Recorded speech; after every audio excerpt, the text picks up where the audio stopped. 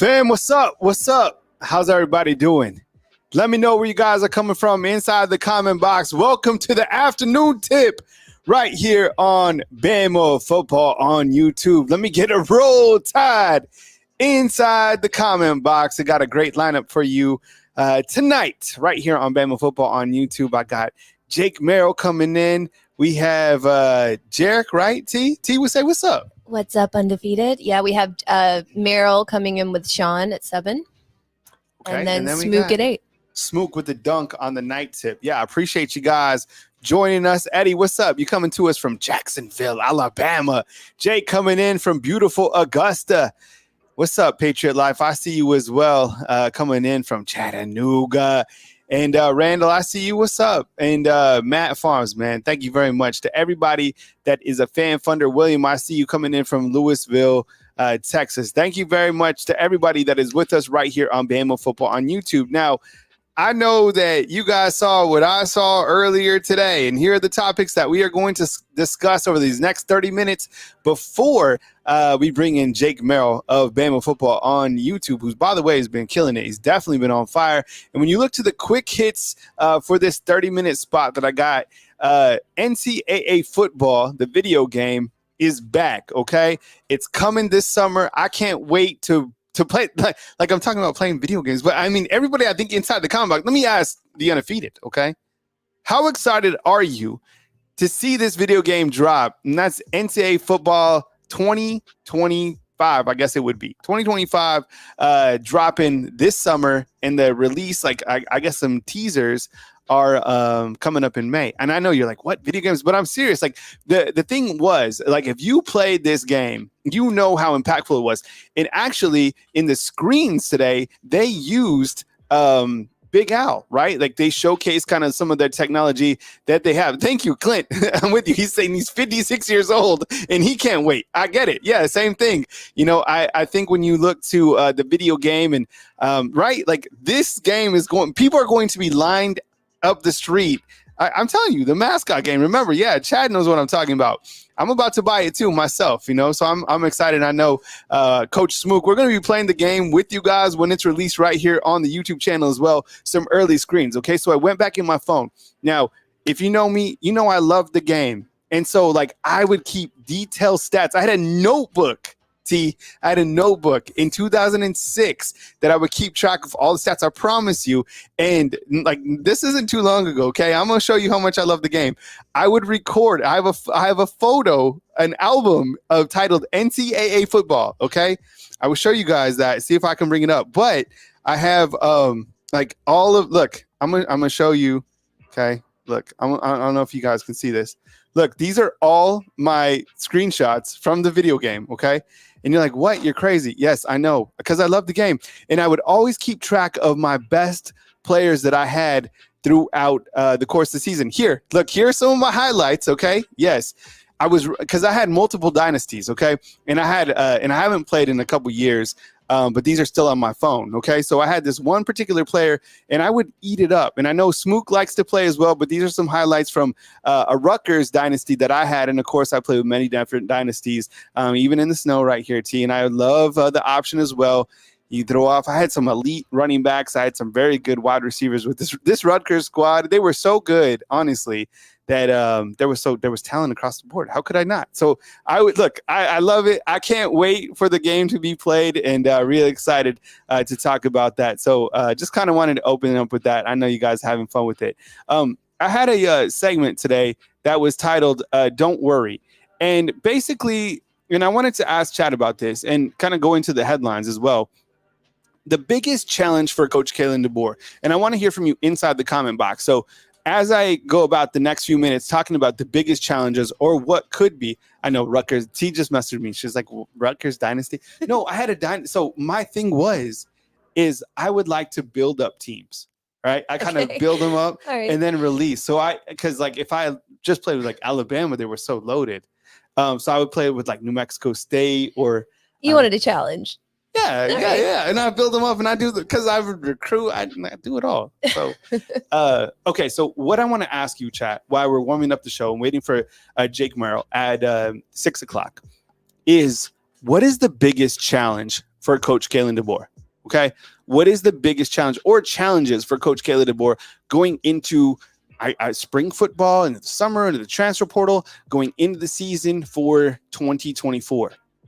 I mean, asking you just point blank, what are some challenges that are just coming up that you can just think of? You want some more time? Yeah. You want some more time to think about it? Yeah, for the biggest challenges going into the season? Yeah. No, yeah, for Coach Kayla DeBoer. Well, I'd say our O-line is probably one of them. Yeah, right? Kind of solving that. Yeah, who's going to be in charge of it? Yeah. Well, yeah, that's the big question. Yeah, I think everyone's coming on here. They're like, just tell me who the damn offensive line coach is going to be, Kyle, and end it. But I'm asking you, and what's up, Jay? Appreciate you becoming a fan funder. How do you do that? Hit the hyperlink up top the screen that says become a fan funder as low as $2.99. It's 10 cents a day to support the product right here on Bama Football on YouTube. Free to watch, not free to produce. We appreciate you guys. I have my full-time job. You guys do too. And you guys also help support the other content creators right here on Bama Football on YouTube. I really appreciate you guys being fan funders. And I think that is so the schedule is Jarek at 6, and then Sean and Merrill as a tandem. Ooh, I like that, at 7, and then Coach Smook at 8. So Jarek at 6, and then Coach Sean and Merrill, and Smook at 8. Okay, so yeah, biggest question marks. And please welcome Jay if you're a fan funder. I like T said, clearly the offensive line. How are you going to piece together this offensive line? And I get it. Like, you definitely have the components to have a really good offensive line. Who is going to coach the offensive line? How is it going to look compared to the last couple years? I think when you look to biggest challenges is I think that when you have a completely different coaching overhaul, and we're just talking with Coach Kayla DeBoer specifically, I think that continuing to develop the players to go to the NFL has to be one of the biggest things here at Alabama. Is Alabama going to be good? Yes, they're going to be elite. Are they going to compete for the playoffs for a natty? Yes. But can you continue to develop the players to go to the NFL? All right. How many players, Dave, we talked about this morning, a little bit of trivia. How many players are going to the NFL Combine, or at least were invited? 10. Yes, 10. Thank you. You passed the first quiz. Okay. That's what I'm talking about. You continue to sell the brand, and how Coach Saban was always able to keep Alabama as an elite, kind of the top pinnacle, was not only competing for national championships, going to the playoffs, but also sending guys to the league. When you go to Alabama's press conference room, where Coach Saban talks after the game, and now Coach Kayla DeBoer, what's up, Ahmad? I see you inside the comment box. There's a list of first-round jerseys, okay? He sent 44 guys in the first round. That's more first-round draft picks than he's lost games. And that has to be the biggest challenge for Coach Kayla DeBoer, is continuing to develop players that go into the NFL, because that is a continued selling point for the university. 100%. Luke, what's up? I see you inside the comment box. Yep, Alabama baseball starts tomorrow. Jason Jackson doesn't live too far from me. One of the baseball coaches here does a really great job. And can't wait to see what this baseball team can do here at the University of Alabama. I know we don't cover baseball, but I played center fields. I love baseball, love the game of baseball, and all the respect to it. I just cover football in my real life, but in my other life, when I'm just like doing my normal stuff, I do love baseball. Follow the San Francisco Giants. Yeah, man, I got your email, Luke. I got a bunch of emails, so I hit you back for sure, 100%. So I think that is one of the bigger challenges. Along with that, okay, sending guys to the league and developing them to the NFL, retaining those relationships with the NFL coaches, but also, because you got to think about this, Coach Saban's Rolodex is gigantic. Think about the coaches that he can contact, right? He can just pick up the phone and call Bill Belichick, right? I know he's not coaching with the Patriots anymore, but you get what I'm talking about. And when he talks to NFL guys, that carries a lot of weight. So Coach Kayla DeBoer has to continue to do that at an elite level. On the flip side, he has to also recruit at an elite level. And I think that's where Saban was able to continue to separate himself and kind of change with the times. And that was always so impressive, how he was able to recruit at the highest level. And that'll be a challenge for Coach Kayla DeBoer. Now, the first guys that he assigned, he got Ryan Williams, and that makes people happy. You want to make people happy? There's two things that you do. What's up, Angel? I see you inside the comment box as well. Caitlin, good to see you. K-Mac, everybody, fan funders right here on Bama Football on YouTube. I appreciate you guys coming up at 6. We got Jarek, and then you have Coach Sean and Merrill, and then you got Smoot closing it out. if you want to make people happy, this is what you do. You recruit at a very high level. You bring in 5 stars. You bring in 4 stars. You stay at the top. And the top to me is like 1 through 3. You don't want to be number 5 in the recruiting rankings. That doesn't fly around here. So recruit at a very high level. And then the other thing that you do is you play really good defense. So that is also going to be kind of my next biggest challenge for Coach Kalen DeBoer, because I think, honestly, I know we're all, freaking out about the offense and grub and this and that. And I've tried to walk people off the ledge in terms of Coach Kalen DeBoer's here, Nick Sheridan's here, Jamarcus Shepard here, offense going to be fine. But I think that the defense and maintaining the standard of Alabama's defense is going to be the biggest challenge. And a lot of that is going to come to you got a completely different overhaul, right? Besides Freddie Roach. So maintaining that defensive standard. You saw how pissed off people were under Pete Golding. It made people mad for like 4 years. They're still mad about it to this day. They were happy when Kevin Steele came in 1 year because he brought back that defensive mentality. And really, what we learned was it was all Coach Saban. Right? Coach Saban was the mastermind of the defense this past season. That's probably why he said it was so grueling, because he had to really step up because he knew that it was lacking. It wasn't the standard. And I'll always remember about Kevin Steele. He said the Alabama defensive standard hasn't gone anywhere, just kind of changed a little bit. What's up, Sean? I see you inside the comment box, man. I like that avatar. That's what's up. What's up, man? And I know Sean just had a birthday within the last 3 weeks, man. So again, hope you're off to a fantastic year. We appreciate you guys being here. Marquita, we see you. What's up? I see you inside the comment box. Thank you to be here. Thank you for being here. And then Kimberly, of course, thank you so much. I appreciate you. Todd, good to see you as well. And I think, that was part of the thing with Pete Golding. I don't really know him personally, but I felt like there was just a lot of information being onto the players where the players just couldn't shine themselves. So if you want to make people happy, recruit at a high level, play good defense. And those are going to be the biggest challenges for Coach Kalen DeBoer going into the season, right? Are you going to be on College Football 25, Kyle? Man, I can't wait for that game to come out.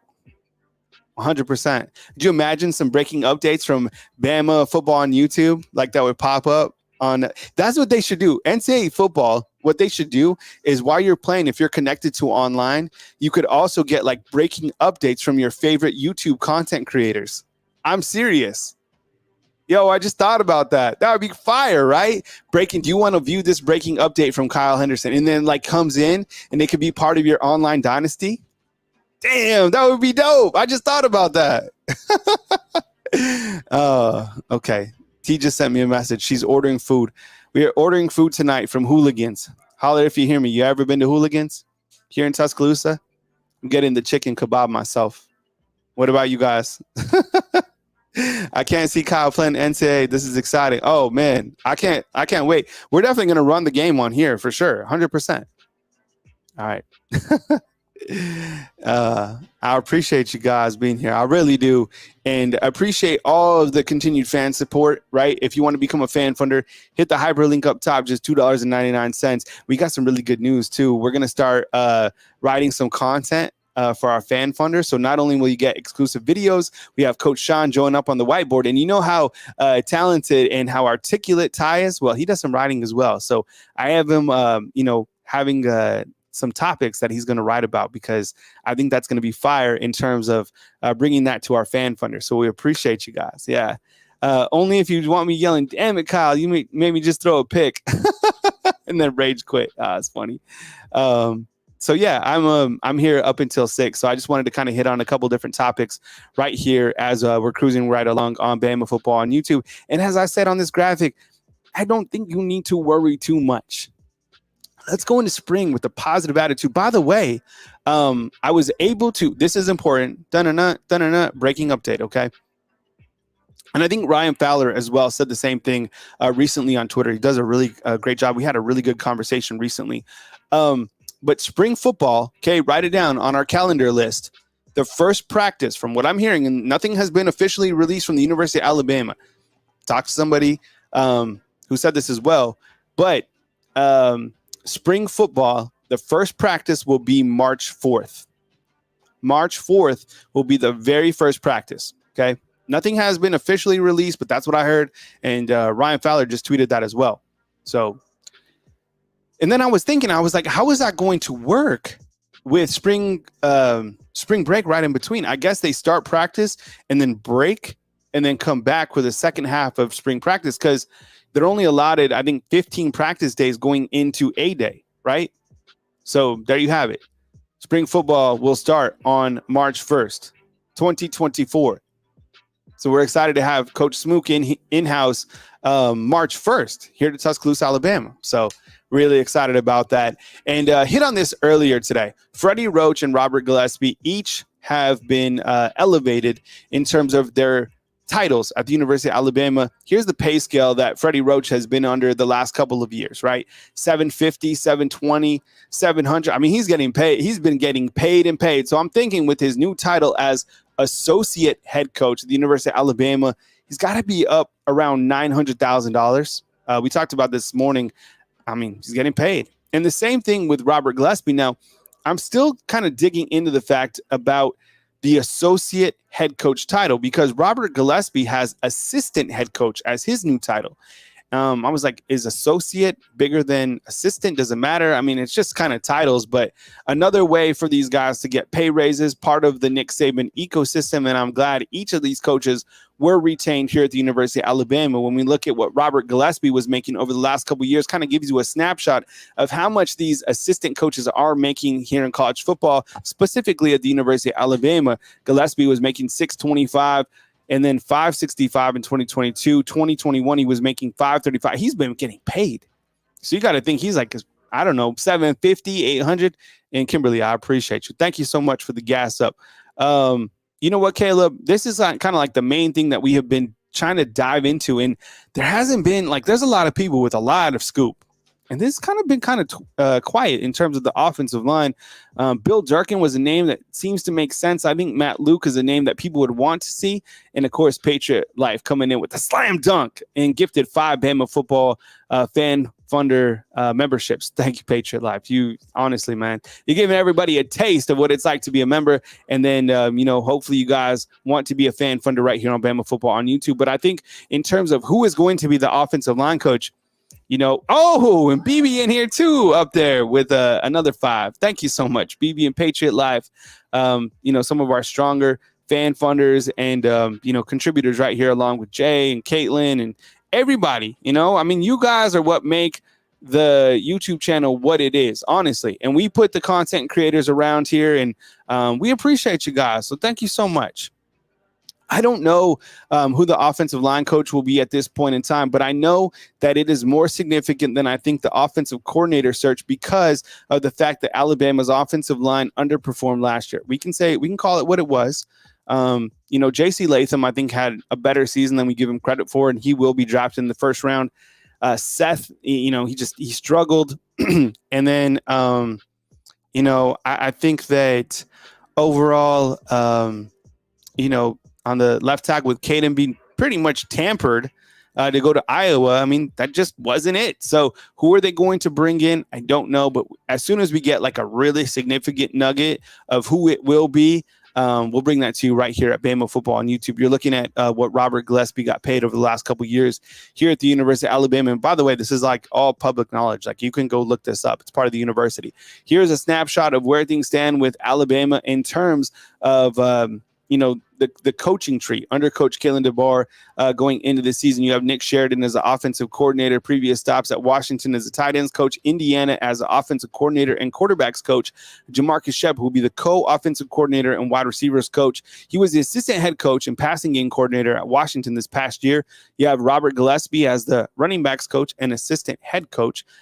He's a baller, 100%. And you also have Kane Womack as the defensive coordinator. He was previously the head football coach at South Alabama. We talked about this morning. Look at the titles on the defensive side of the ball, right? You have Freddie Roach, who's the associate head coach. You have Kane Womack, who's a DC. You have 2 co-defensive coordinators. So really, you have, 3 basically co-defensive coordinators. I've really never seen anything like this. Now, I get it. It's all about titling to get these guys more money. But, here's a snapshot. And here's an important note at the bottom. Jay Nunez will be the special teams coach but I don't think that he will work on the field. And I know people are like, what? What does that mean? I just don't think that he works on the field on game days, but he can still work with the special teams. So Alabama, in short, needs 2 coaches still to add to the roster. And I agree with Caleb. What's up, Caleb? Matt Luke or the Utah offensive line coach would be awesome. Utah's always had a really good offensive line, and same thing about their defense. You know, they've always came with it on the defensive side. Kids are dying for the portal to open to go to Bama. That's going to be fun. You know, I think that, Matt, first of all, is asking, Kyle, why won't Jay Nunez be on the field, or why won't Jay Nunez be on the field? I think that's how it worked at Oklahoma. Like, he coaches all week with special teams, and then he's like up in the booth, not as one of the main coaches at Alabama. It's kind of a unique situation, but I think that's how it's going to work. Adam, what's up, man? I appreciate the super chat. Thank you so much. You're number 1 on the super chat leaderboard right now, and kids are dying for the portal to open. I think to come to Bama. Yeah, I mean April 15th. I know Alabama lost some key guys. No way to spin it, 100%. But just wait, because people are going to want to play for Coach Kalen DeBoer, 100%. Just wait to see what happens. Guys are going to trickle out, but guys are going to come in for sure. Yes, and Matt Luke is at Clemson, and he just got to Clemson. Same thing with Garrett Riley, right? So there's a look at Alabama's coaching staff. As we continue, I pointed out this. I drew this up. I don't know if this makes sense, but or if this is true, but this is kind of how I see Alabama's offensive staff working, right? You got Kalen DeBoer, who's the head football coach, kind of spilling into Nick Sheridan and Jamarcus Shepard. We've talked about that a couple times, and I think it's going to play out like this, and I really like this. And these guys are going to be flanked by Robert Gillespie and by the offensive line coach and by the tight ends coach. So it's kind of a graphic that I drew up. I'm a visual type of person. I think that's how it's going to work out. As I said earlier in the show, one of the biggest challenges that I think Coach Kalen DeBoer has is to continue to develop these players at an ultra high level. What I mean by that is look at the players, and this is a tweet from our good buddy Tony Sukalis, guys who are invited to the NFL.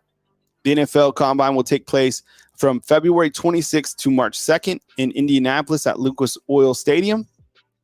Terrion Arnold, Chris Braz, Burton, Iwoigbe, Jalen Key, J.C. Latham, Jace McClellan, Kool-Aid, Will, Dallas, all those guys going to the Combine. That's amazing. Now, I don't know if they will all participate in the Combine, drills, whatever. I don't even know what a kicker would do at a Combine besides just like kick and maybe do some interviews.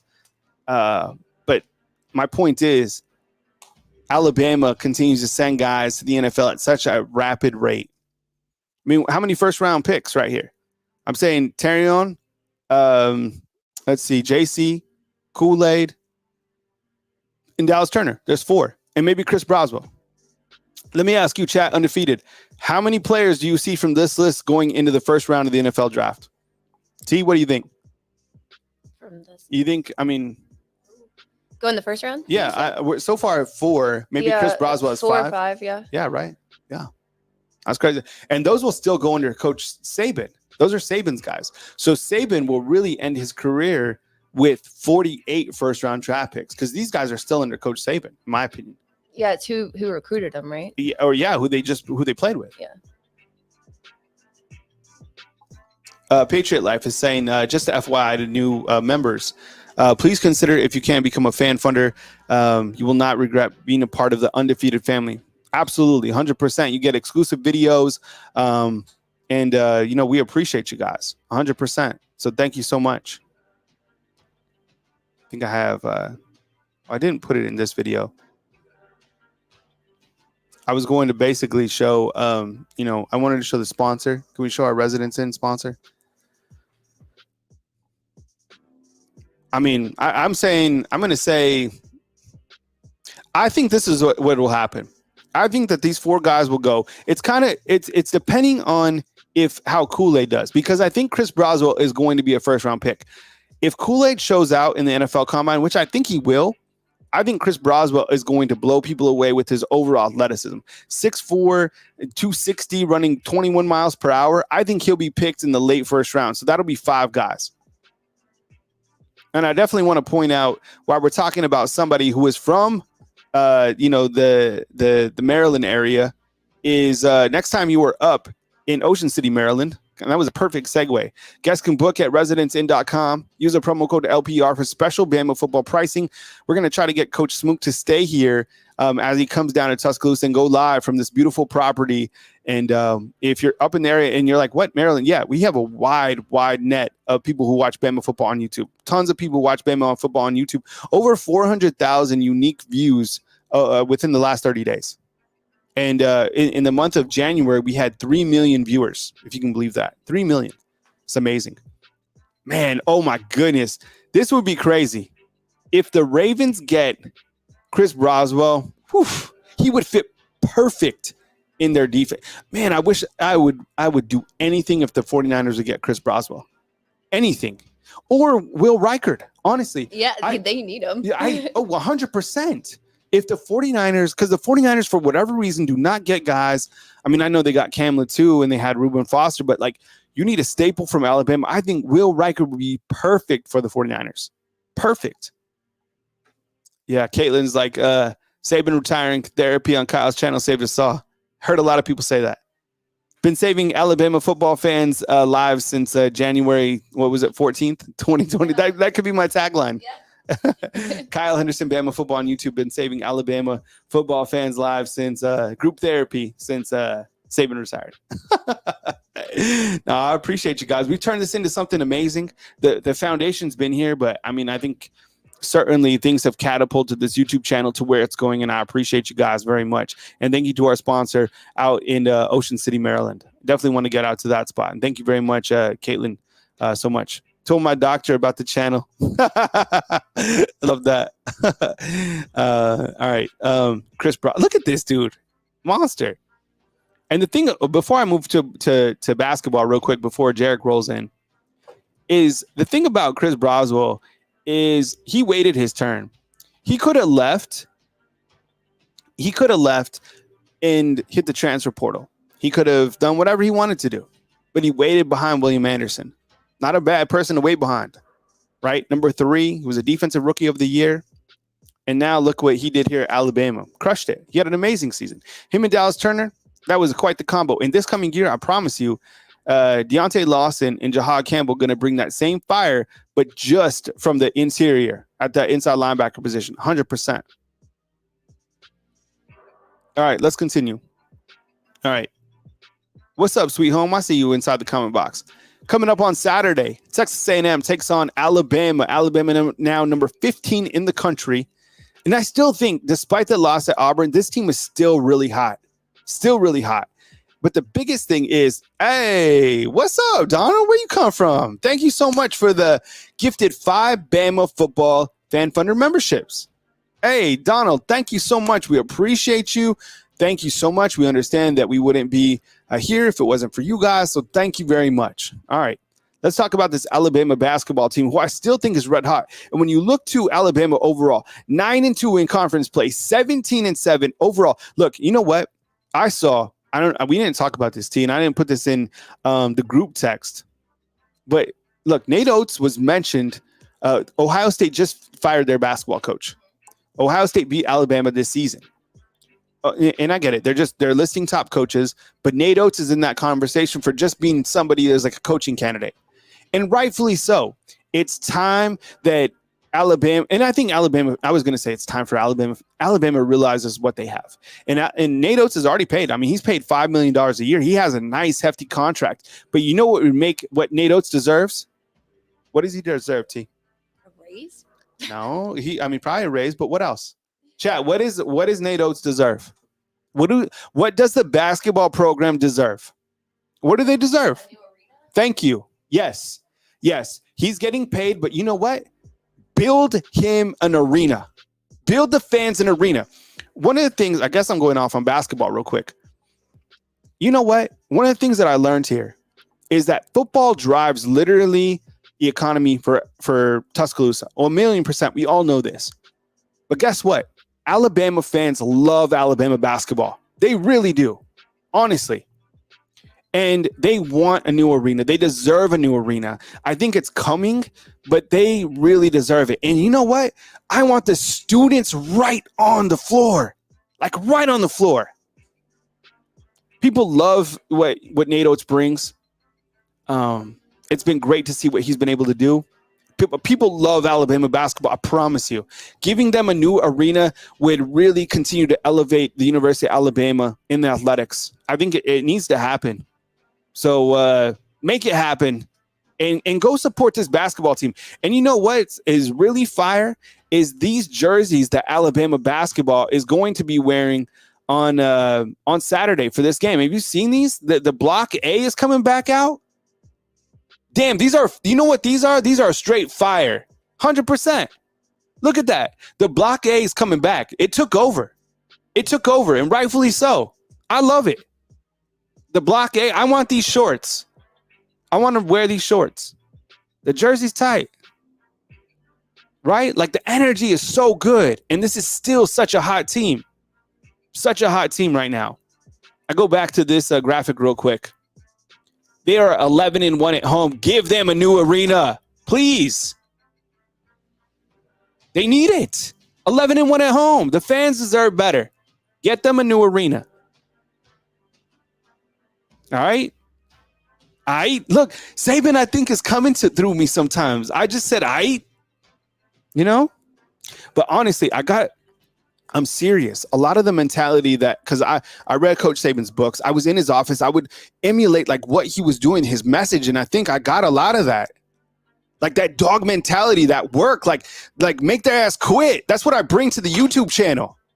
And I appreciate you guys being here 1,000,000%. Because we wouldn't be here if it wasn't for you.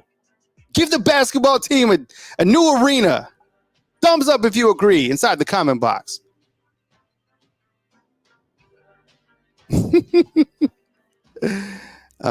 Yeah, I appreciate you guys.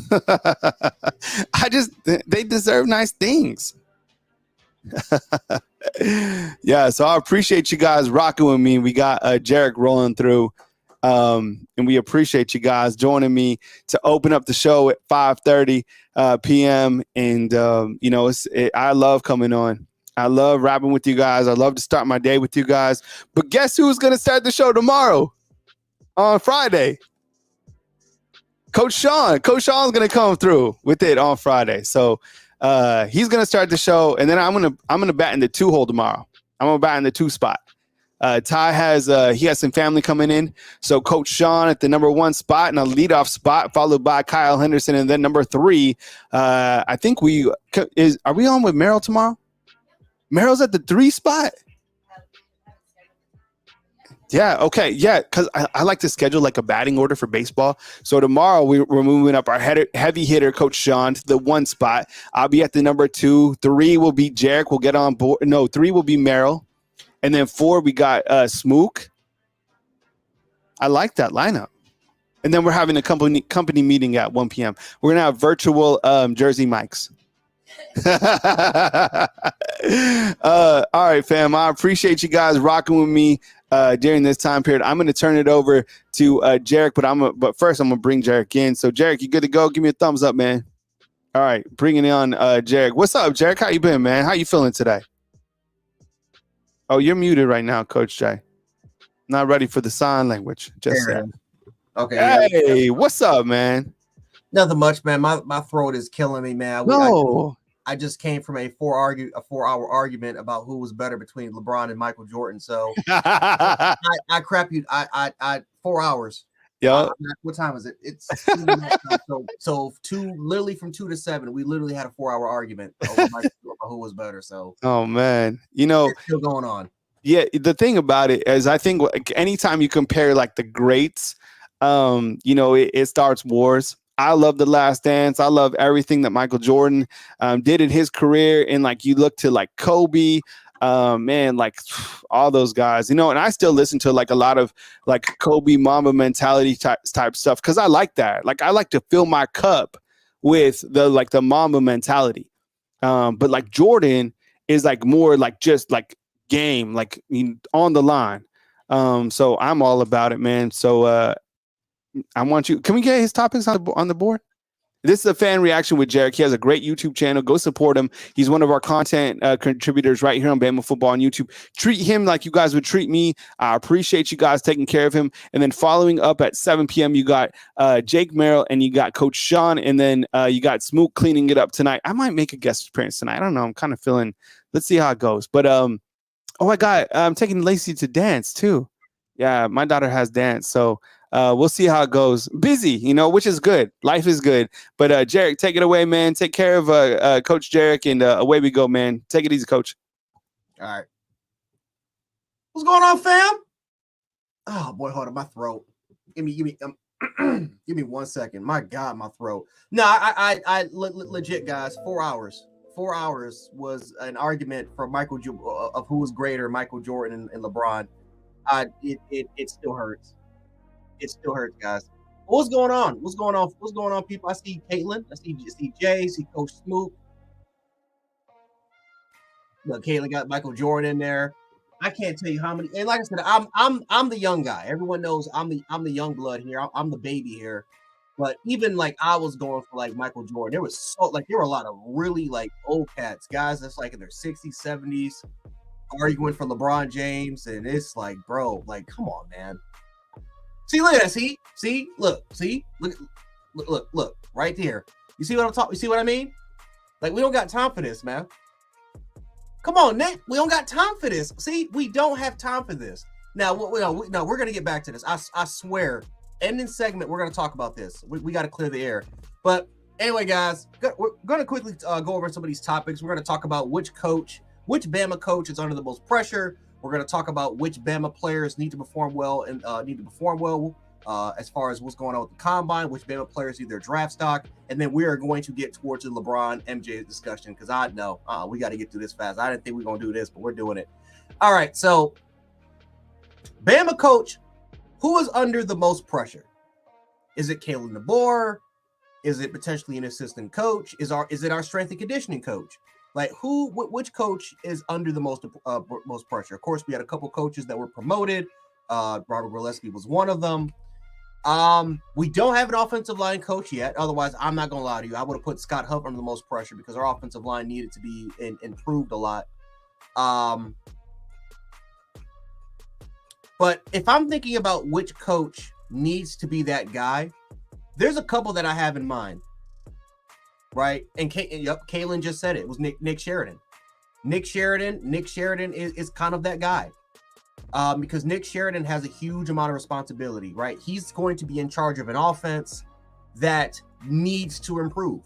Right, we can talk about the offensive line needs to be improved, but the passing attack needs to be improved. The running game needs to be improved, and not just incorporating Jalen Milroe's legs, but we have to factor in the fact how just our regular base run game. Simply averaging 4.8, 4.9 yards per carry isn't going to do the job. What's going to do the job is going beyond that limit. We used to average literally 6 yards per carry, that's just what we used to average. That was nothing. 6 yards per carry was like, we got 6 yards per carry on the ground. That's nothing. It is what it is. Matter of fact, I remember back in who remembers 2013, 2014, everybody hated or people were starting to hate TJ Eldon. Maybe I shouldn't even really use hate, but people were starting to say, no, we need to move on from TJ Eldon. Like, we got Kenyon Drank, we got LT 10 Penny, Derrick Henry's waiting right behind, and he had a phenomenal Sugar Bowl against Oklahoma. TJ Eldon was averaging 6 yards per carry. I think the worst year was I have it right here, 5.6, 5.7 yards per carry, and that was in 2014. Like, that's what we're used to average on the regular. So for our running backs to go beyond that is something, or to go below those expectations is something that needs to be improved. So this offense, it needs to be improved. It definitely needs to be improved. Kalen DeBoer this is going to be his offense. He promoted Nick Sheridan. Me personally, we talked about this a couple days ago. I thought that Jamarcus Shepard was going to be the guy. Now, Jamarcus Shepard is still going to be in charge, right? There's still rumblings around. I don't know if this was confirmed, but he's going to be the co-offensive coordinator or the co-play caller. It's going to be right there. Of course, Jamarcus Shepard, he dabbles with the receivers, with DeBoer. Nick Sheridan's a guy that was a former passing game coordinator. He was a former quarterback coach. He's a tight ends coach. He dabbled a little bit on the offensive line as well. He's coached all over the place. But mainly for the most part, he's going to be responsible for Jalen Murrow's development. Kalen DeBoer, Nick Sheridan, and Jamarcus Shepard. But if Nick Sheridan's going to be the one that's going to call the plays, which Ryan Grubb called the plays, it was Kalen DeBoer's scheme, but Ryan Grubb was the one that was calling the plays, then you bet your ass Nick Sheridan's going to be the one under the most duress, under the most pressure. Because this passing game, these passing concepts, what these receivers have to work with, it has to work. And most importantly, do our quarterbacks, do they fit the system? Can Austin Mack still be the guy? Can it be Jalen Murrow, Ty Simpson? Can our quarterbacks follow with this scheme? What can Nick Sheridan do in order to improve what these quarterbacks can do? Because if we have a very similar situation, and yeah, we have some development here and there from Jalen Murrow, but it's not but again, Tommy Rees had to change up a lot of the scheme, a lot of the playbook in order to fit Jalen Murrow's tendencies, rightfully so.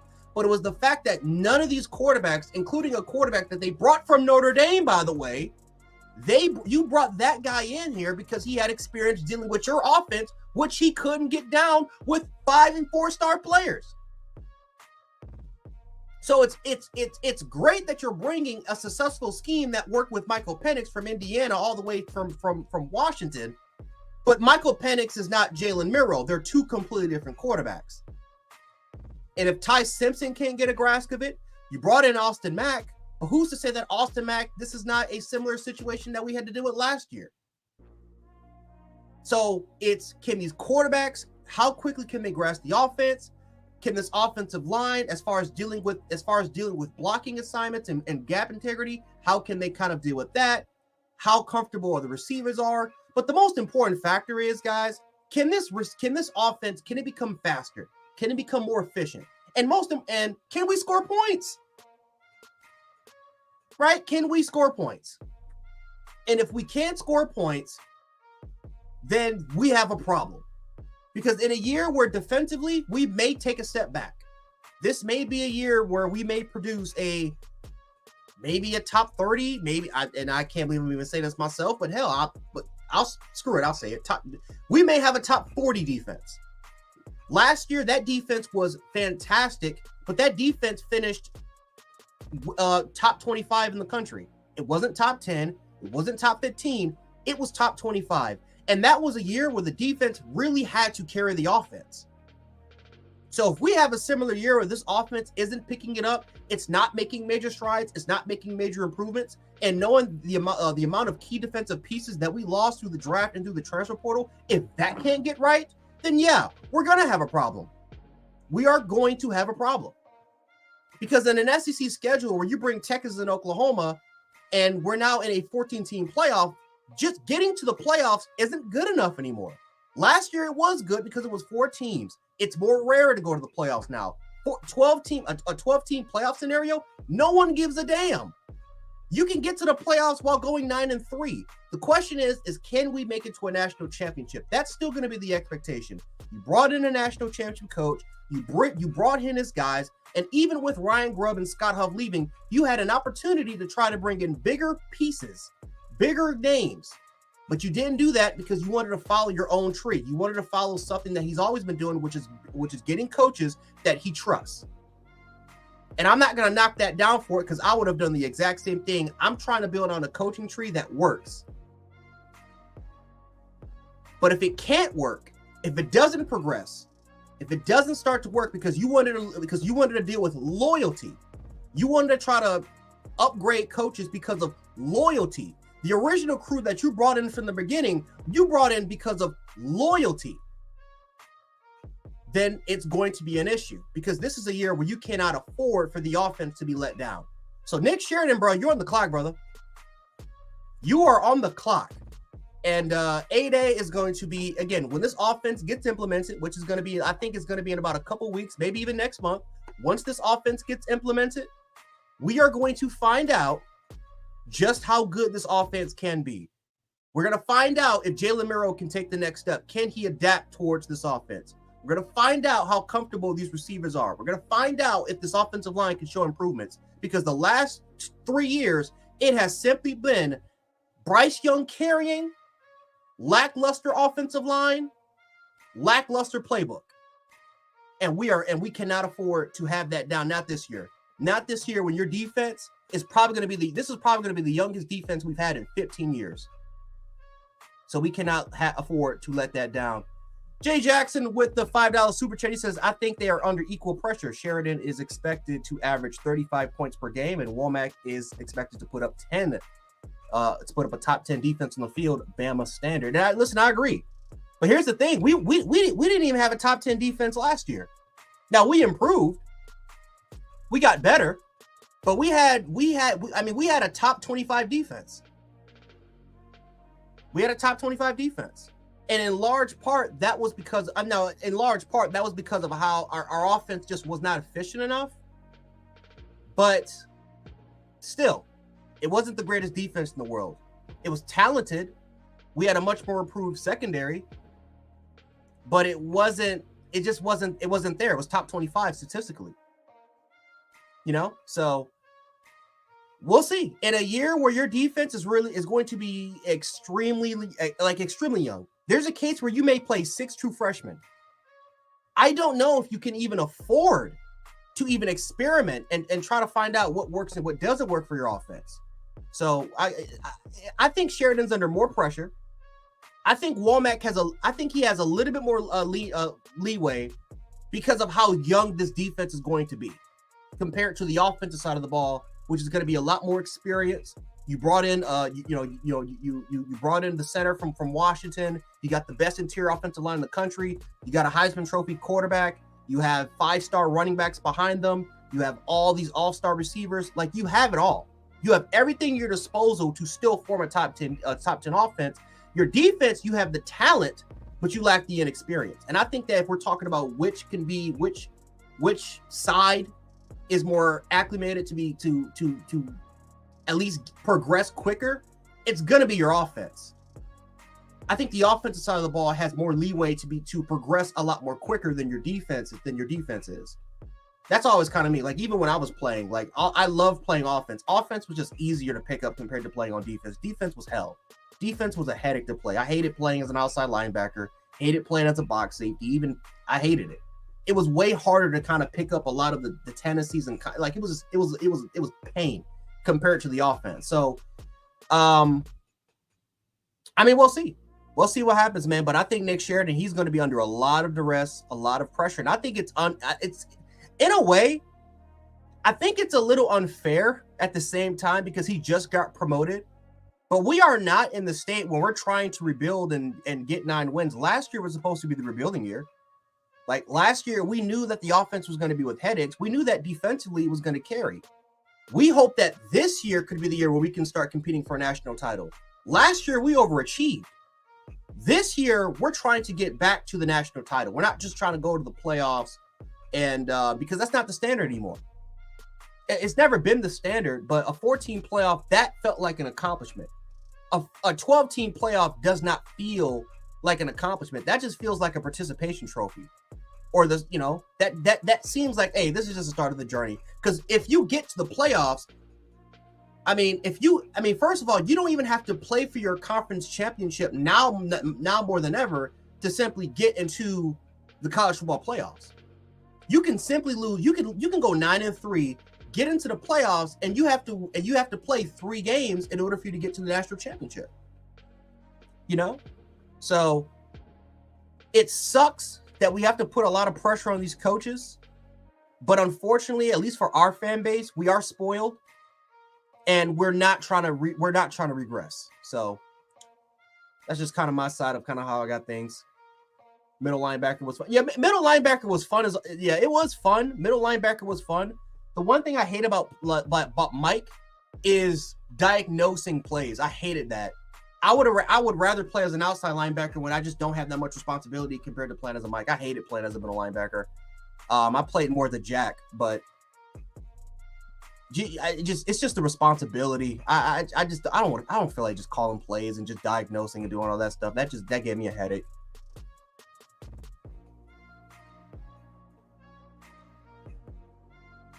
Yeah, and Miro and Miro, we have to use his legs. Miro's got to use his legs, especially in this offense. And like I said, the good thing is we have an offense that is predicated towards using dual threat quarterbacks. That's a good thing. But next thing I kind of want to talk about real quick, guys, is the NFL Combine, right? Which players for the most part I think are well, first of all, are gonna shine. Which players do I think can dominate the Combine? So obviously you look at guys like. Oh, wait, hold on. Was that my name? Did somebody actually got a copy of my name? That's actually pretty cool. But so obviously Justin Ogogbe, I think he's going to be a participant. Jace McKellen's going to be a participant. Jermaine Burton. I think Jermaine Burton is going to be a combine freak. I think Jermaine Burton is going to murder the combine.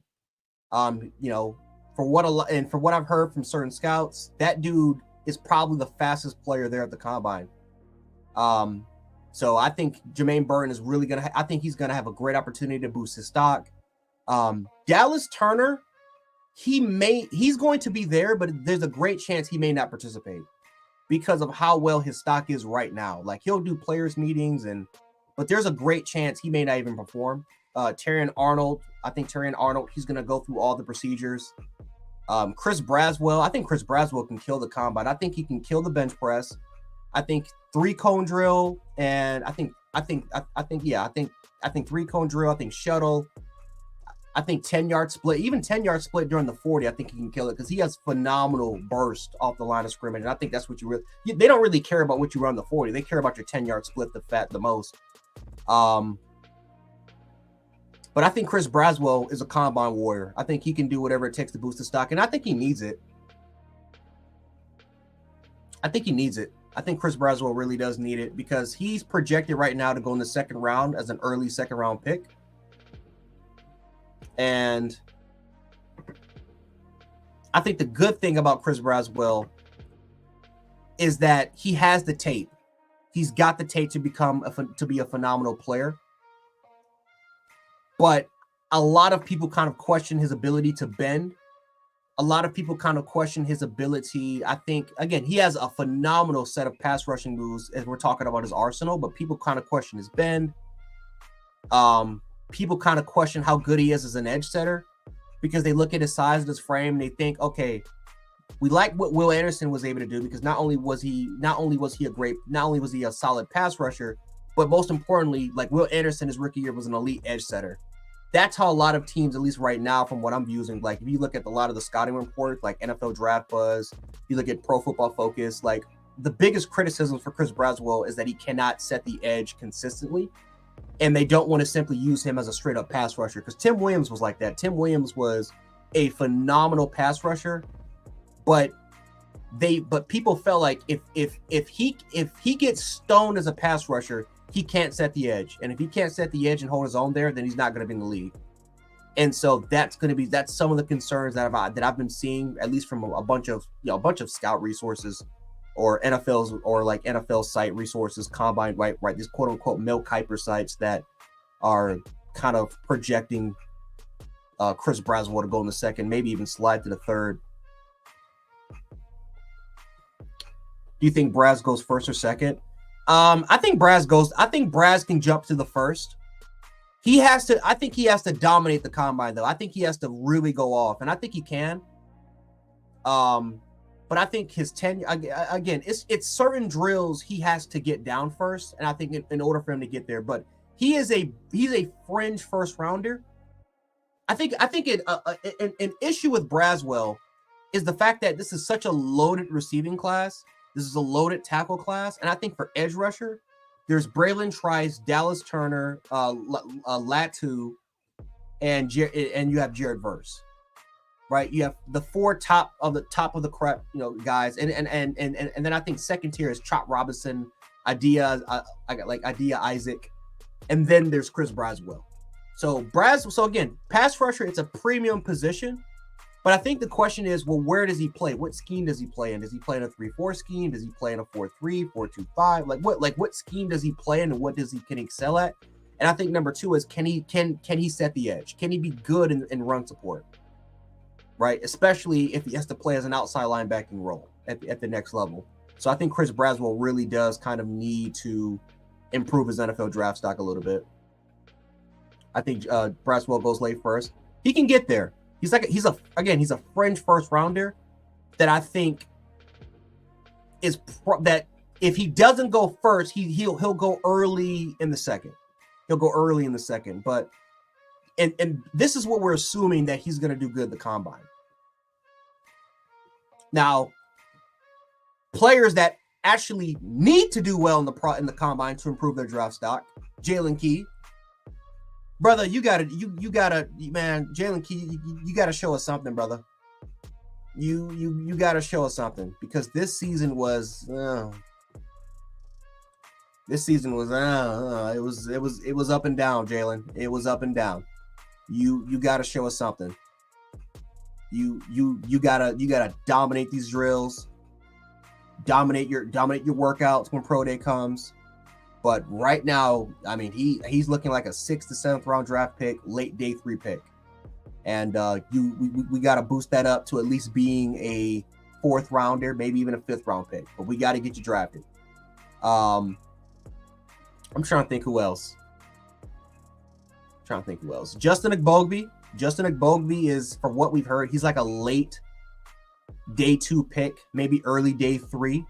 But if he does well in this combine, which is going to be in a couple weeks, he probably can get you to like a day 3, like an early day 2 guy.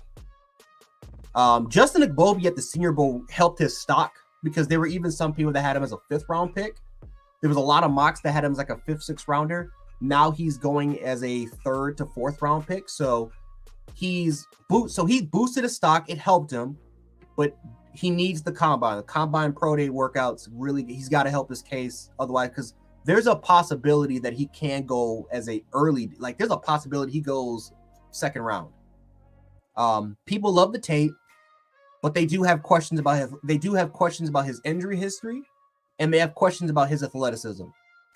Like he's a powerful guy, but he's like, he's 6'4", 6'5"-ish, 290. He's not the biggest guy in the world. He had to put on weight, and he had to put on a lot more some weight in order for him to kind of play at that 3 tech, maybe that 3 or 5 tech type position. So there's some questions about his size, what his actual playing weight's going to be. He's not the most agile guy. He's not the quickest guy. He's the prototypical Alabama Nick Saban defensive tackle or defensive end. And those guys, especially in today's National Football League, depending on what team gets him, is a rotational piece. And teams kind of fear that nowadays. Like, if you're going to get a rotational piece, if I know that I'm going to get a rotational guy, I can just get him as a day 3 guy, with maybe the upside being him as a starter caliber player that could be very, very good in run support, but won't be a good interior pass rusher for us. Which is kind of crazy, because like Justin Agbogbe was very good in pass rush. He was one of our best pass rushing guys. But it's crazy, because Fedarian Mathis, Isaiah Buggs, all had the same sort of concerns, and those guys were sack artists. Now, is it because of the benefit of playing with other great edge rushers right next to them, or was it all of them? And Isaiah Buggs hasn't worked out. Fedarian Mathis hasn't worked out as of yet. The only one that it has kind of worked out for is Christian Barmore. Right? It worked out well for Christian Barmore, but everybody else has kind of been a run support rotational type guy that had the illusion of potentially being a high asset as far as being a valuable interior pass rusher. Like Raekwon Davis was another name that a lot of people thought, okay, this is the 1st rounder guy. Look at his pass rushing movesets. He ends up going to the Miami Dolphins, and he's a rotational run support type of guy in their 4-3 scheme. So Justin Agbogbe, he definitely needs another big combine. No respect for kickers. No, Will Reichert has a chance to be drafted. Will Reichert's probably going to go as a 6th. There's nothing Will Reichert can do. I think the only thing that can help Will Reichert's case, he needs to kick field goals from deep beyond 55. Because I think the longest field goal for Will was 55 yards. I think it was 54 or 55 yards. But his leg has got to be stronger. Like, you just can't, like, in today's NFL, you're going to have to kick from 59, like 58, 59. Like, that's today's NFL. Especially if you're going to get drafted. If you're going to get drafted as a 5th round pick, 6th rounder, 7th rounder, you got to kick for beyond 55. Otherwise, you're going to go as an undrafted free agent and you're going to have to try out for different teams. You know? So, Will was accurate, but he never had the strongest leg. You got to have a strong leg as a kicker to be drafted. That you just do. You got it. That leg's got to be stronger. And there were times this year, really his entire career, where he was barely making field goals from like 53, 54. And he had to put like an extra bit of oomph in order for a 54 or 55 yarder to go through. Average kickers are not like nowadays, they're making 54, 55 yard kicks, or at least having the distance to make those kicks in their sleep. Like they can have their eyes closed and they can kick a 54, 55 yarder. It may not go through, but it has enough leg to beyond to go through. Will's got that leg's got to get stronger. Like his lower half, I don't know what he's got to do. Squats. I don't know if he's got to do some squats. I don't know what he has to do, but whatever he has to do, whatever kickers do in order for them to get that strength up, that leg's got to get a lot stronger if he wants to get drafted.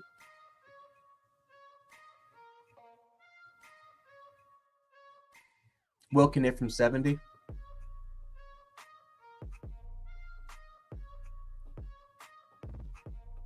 I gotta see some film on that. I'll see it to believe it, because I did not see it at Alabama.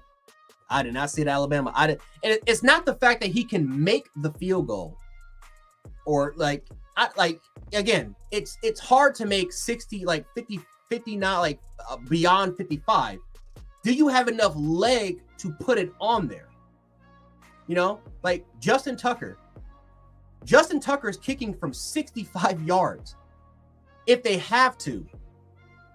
He's not always going to kick 60-yard field goals, but in emergency situations, if you have to, like if you have to make a kick, Justin Tucker, like you want Tucker to go out there. Tucker can kick from 60 yards easy. Harrison Butker, like the reason why Harrison Butker is one of the greatest playoff kickers ever, and he's not even 30.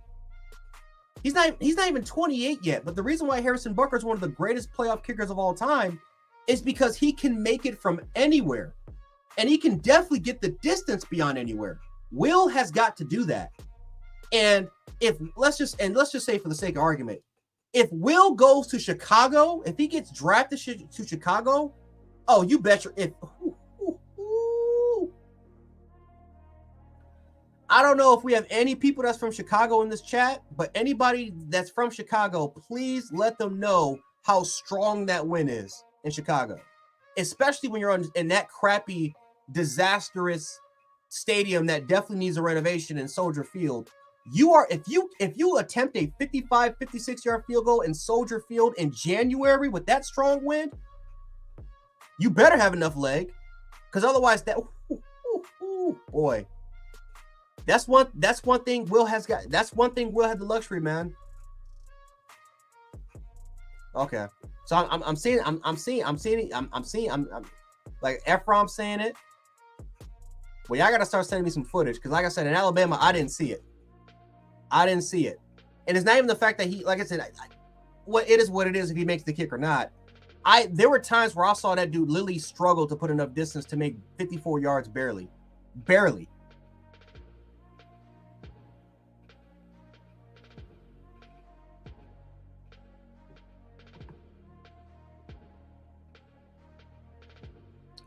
If he doesn't get signed, do you think he'll try the UFL? Now a team will take him. I think a team will take him, because I think one thing about Will Reichert, Will is accurate. Even if he doesn't have, and I think I don't know if people are getting confused about the kickoffs, because Will Reichert can do kickoff duty. Like, kicking is it's different from kickoffs. Because in kickoffs, you're damn near getting a 10-yard head start. You're getting a 10-yard head start to kind of kick. And for like Will Reich, like it's different positioning. I can't really explain it into words. I tried it a while ago. It's not easy as what people kind of make it out to be. So, of course, kickoff duty, yeah, the dude can kick it easily. I've seen him punt 70, 80 yards. Like, the dude can punt his ass off. But as a kicker, it's a little bit different. Trying to get as much torque, trying to get the distance. You got to judge wind. Like, that's one thing at Alabama Will Reichert never even had the luxury of. Will Reichert never, ever had to play in a situation where he had to battle against strong mile-per-hour winds. And that's something that, like if I'm an NFL team and if I'm trying to draft a kicker, I'm trying to draft a kicker that played in cold elements, because they had to go against wind. You got to go against rain. You got to go against snow. Like I want people that's going to deal with the elemental factors, because SEC kickers or people from the South never had to deal with situations like that. Like, people forget Justin Tucker his rookie year struggled. Justin Tucker even said like Justin Tucker, who's arguably the greatest kicker of all time, he struggled his first year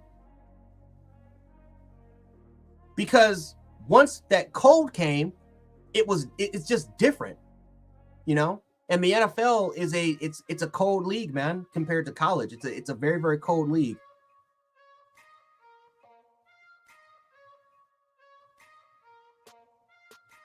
He had a 60-yard field goal during Senior Bowl practice.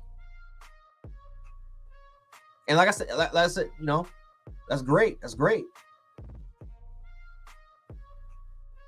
Me personally, he can adapt. Yeah, he can. Yeah, and he's gonna have to. He's gonna have to adapt. That's one for sure. Best case scenario, I'm gonna say this. Best case scenario, Will Reichert gets drafted in the 6th round. Worst case scenario, he just ends up becoming an undrafted free agent. He'll get signed to a team. He'll try out, and he has a great chance of making the team. I think nowadays kickers are just not getting valued as much anymore because kickers are getting stronger. They're more talented. They're way more talented now than they were 20, 30 years ago. So I think teams are starting to figure out, why the absolute hell are we drafting a kicker when we can just get one out? You know, we just get one from undrafted free agency. Harrison Butker was on a draft. He was undrafted. And all of a sudden, right next to Justin Tucker, you can make an argument he's the second best field goal kicker in the league. So, I mean, we'll see what happens with Will Reichert, but that's another player that I guess combine and workouts, they don't really show for kickers, but it's something he can try to improve his stock on. I think the best case he can probably do is Senior Bowl.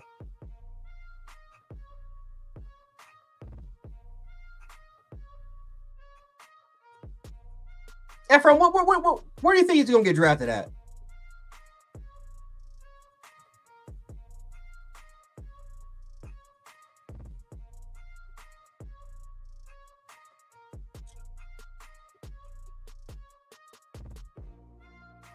I'm very curious to see where I'm very curious. Taking a T-Town. I'm just reading chat. I'm just chilling. But I'm trying to think of any other players that I can think that needs a big day. I think Jace McKellen needs a day. He definitely needs a day, because I don't think he had the greatest season in the world. He did the best he could, but he still, you know, he has to have a big day. JC Latham needs to have a big day because he's battling against 7 other tackles. So JC Latham needs to showcase. He needs to have a big showcase. I think Dallas Turner's good. I think Terran Arnold's good. I think Kool-Aid's good. Kool-Aid can try to battle for CB1. But that's it. I think CB1, yeah, Kool-Aid can battle for CB1. It's going to be hard, but he can try to battle for it. Terran Arnold right now is CB1, though, by a lot of NFL mock boards.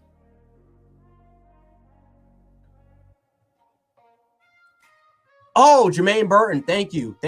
Jermaine Burton. Thank you, Eric. Yeah, Jermaine Burton is another guy that needs that. But I think Jermaine Burton's going to kill it.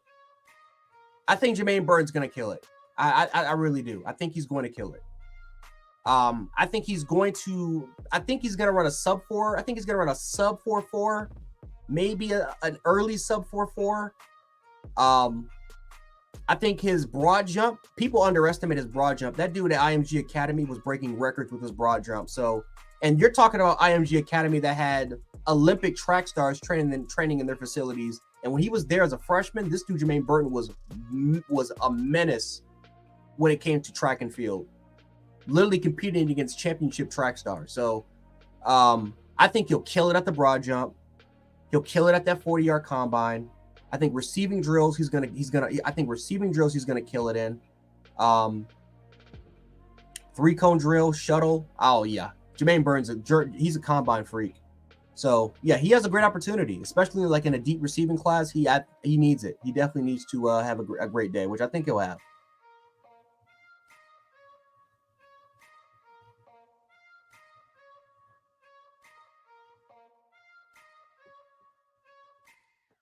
Arnold, Kool-Aid, Turner, Braswell, Latham should all go in the first round. Yeah, they have an argument for it.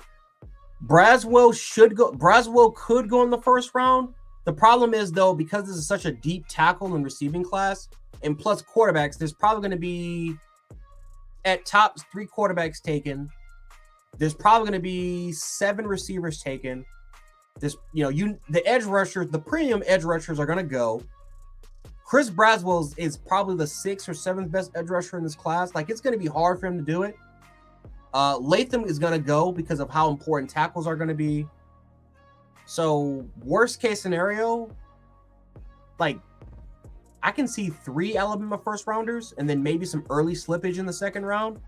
But yeah, it would be awesome if all those dudes go in the first.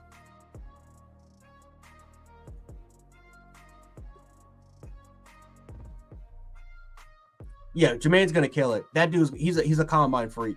That dude's always been a combine freak. From IMG Academy, he went to Calabasas and he competed against Johnny Wilson and oh my God, the other cat. There was another receiver who played at college. I forgot what his name is, but yeah, he was murdering folks. Whatever combine workout you can ever imagine, this dude was a killer. So he's gonna kill it. That dude easily may jump to being a first round pick after this after the NFL Combine.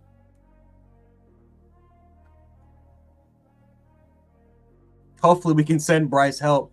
I don't think that's gonna happen, man. Bryce, like I don't know what Carolina's gonna do. I don't know what Carolina's gonna do.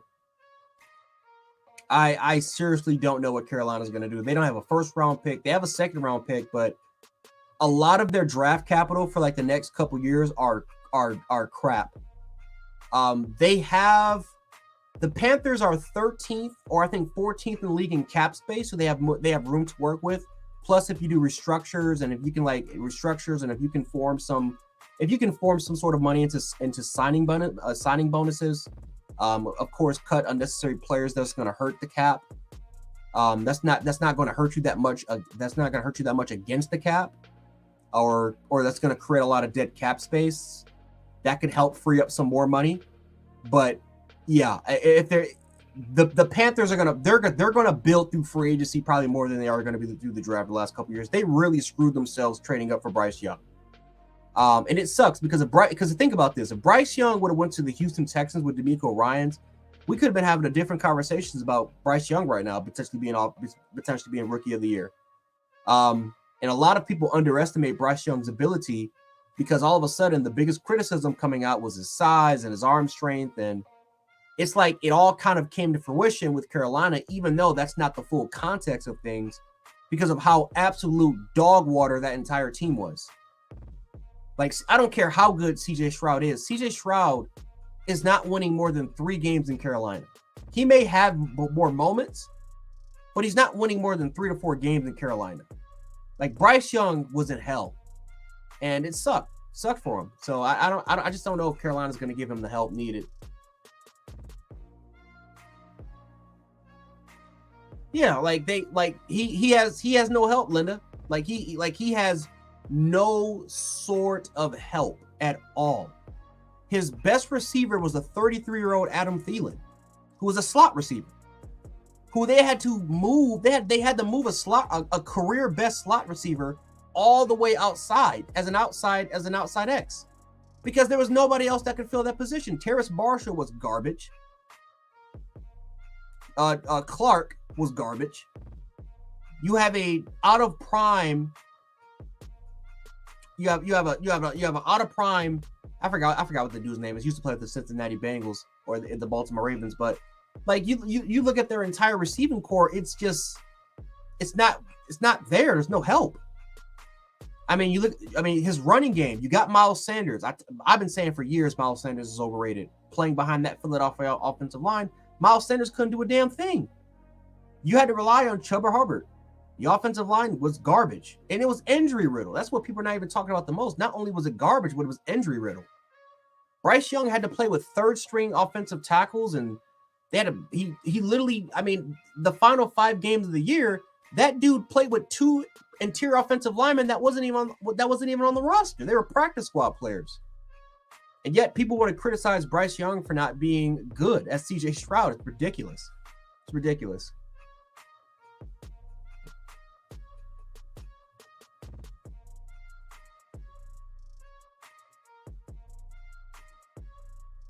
What y'all laughing at here? What's going on here? What y'all cracking up?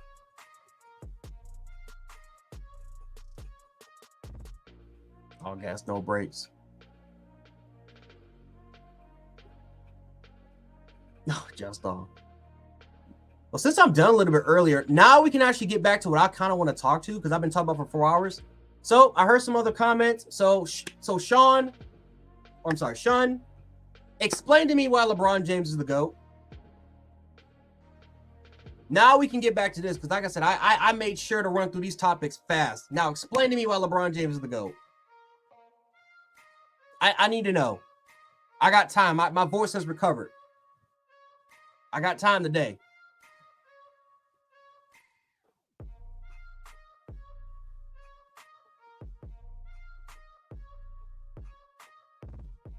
Team Sean.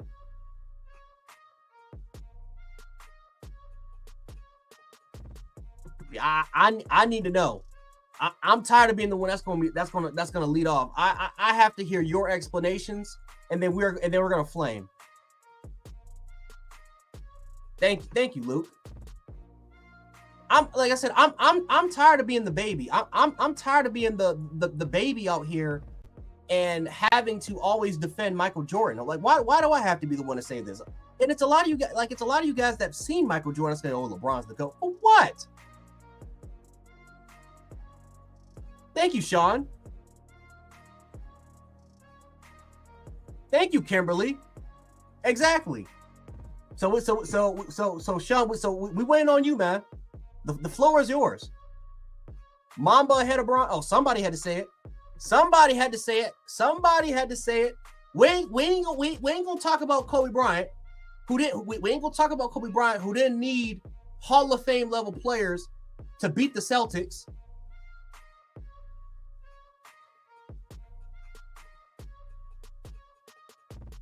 Lose James in the finals. Yeah, exactly. Yeah, LeBron James, I'm taking my talents to South Beach James.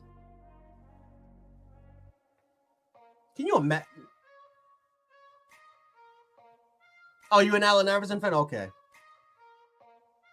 Well, I'll take that. I'll take that, Sean. Because I ain't gonna lie to you. For 4 hours, I crap you not. For 4 hours, I had to debate with, I think, 4 to 5 people who are like 50s and 60s. Like, they were talking about how LeBron, like, it was ridiculous. It was the most blasphemous crap I've ever seen. Exactly. I've never seen a player cry so much that he doesn't have any help. Oh, I don't have any help. I have no this and that. Then you leave to go to South Beach. And then as soon as those players get old, you go back to Cleveland, recruit Kevin Love, who was coming off one of the best years of his career. And then as soon as those players, and as soon as that situation doesn't work out for you, you go to LA, you kick out those young, you go to LA, you play there for about a year, and because you don't like it, you're not winning games, you kick out all that young talent, Julius Randle, D'Angelo Russell, Jordan Clarkson, all that young talent, Kyle Kuzma, you kick them all out to the curb and try to build your own squad. Like LeBron, everywhere that he's been at, he's had a team built specifically for him. And then we're going to sit up here and say that dude is the greatest of all time. That dude he's not a killer. He's not a killer, man. He's no Nick Saban. I know Kyle was talking about that a little earlier, but he's no Nick Saban.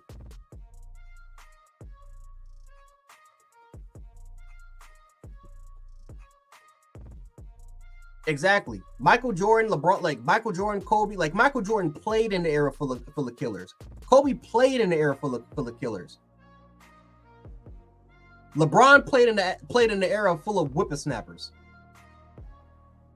LeBron played in the era full of NBA players that's wearing Daisy Dukes, bouncing to the song Tootsie Roll.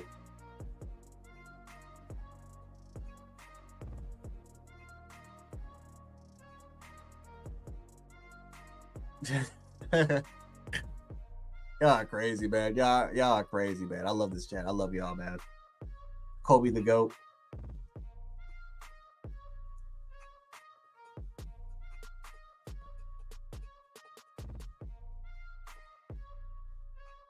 There can only be one and one GOAT. I'm glad.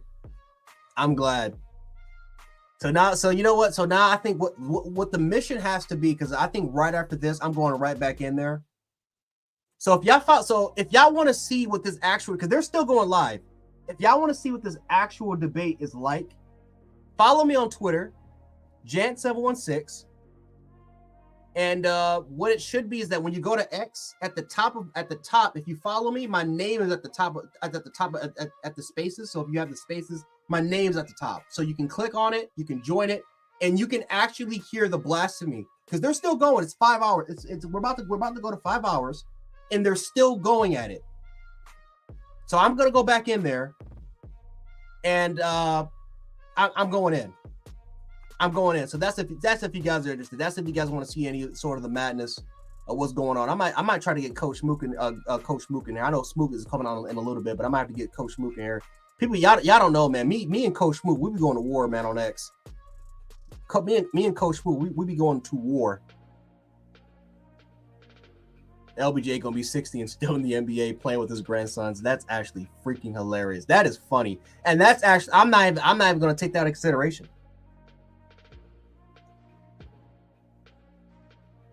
Exactly, and I think that's the thing. I think that's the thing, though. Like kids, like people that's my age, people that's people my age from different generations, they know who the GOATs are. Like, we grew up knowing that Michael Jordan was the GOAT. Like from children's books, sneakers, other sort of accessories, posters. Like, you just know. Like, there's a certain aura around a player that you simply just can't get rid of, right? And it's like college football, Nick Saban. There will never, ever be a coach out there that's better than Nick Saban. Kirby Smart can win 4 national titles. That dude's not better than Nick Saban. He will never be better than Nick Saban. Nick Saban is college football personified. Nick Saban is the definition of it. It doesn't matter how many national championships Kirby Smart wins. Nick Saban is in a different league. He's in a different category. Not to mention that Nick Saban's beating Kirby Smart 5 times. He's 5-1 against Kirby. Like, it's a different animal. It's a different beast.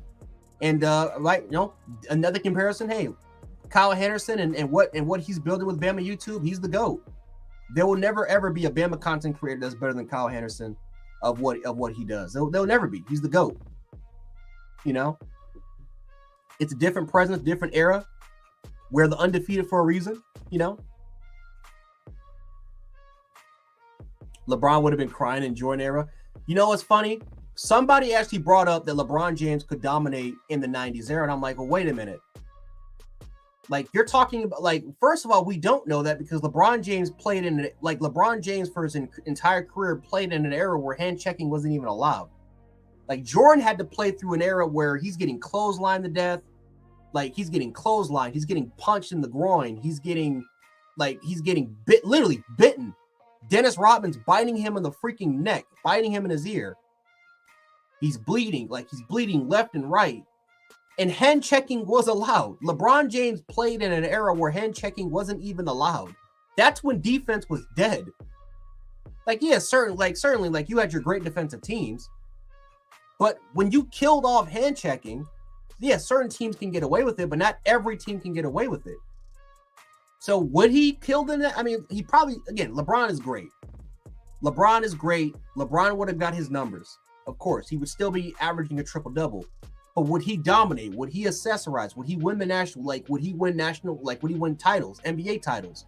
I don't know if he can, especially if he had the teams that he was able to put into those eras. The rules were just different.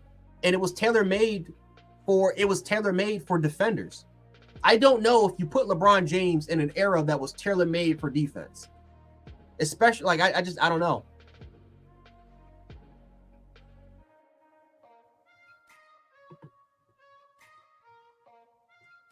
I was on Lakers in elementary school. All Lakers were me, then good old, yeah.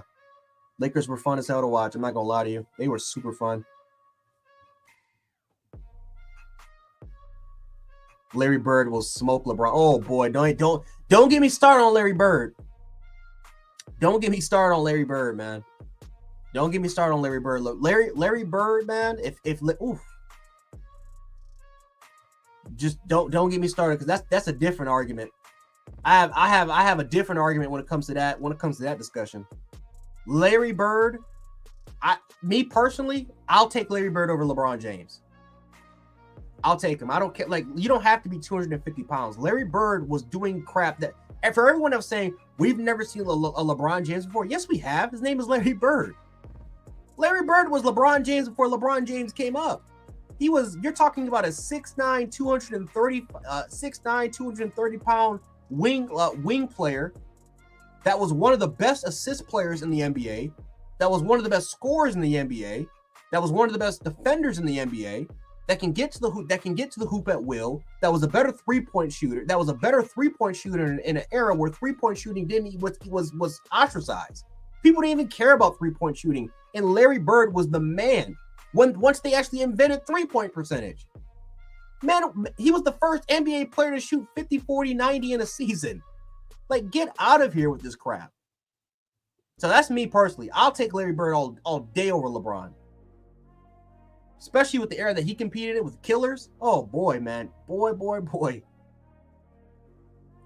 You're going against the bad boy Pistons. You're going against the bad boy Pistons. You're going against those Houston teams. Those 76ers, because people forget, and a lot of you guys will know this. Those 76ers teams, back during those 80s, those 76ers teams could have easily got you 3 to 4 NBA championships. Those teams were good enough to win titles. And who was the one team that kept getting in their way? It was the Boston Celtics. The Celtics were the only team that were getting in the way of the 76ers. Those teams were good enough to go to titles.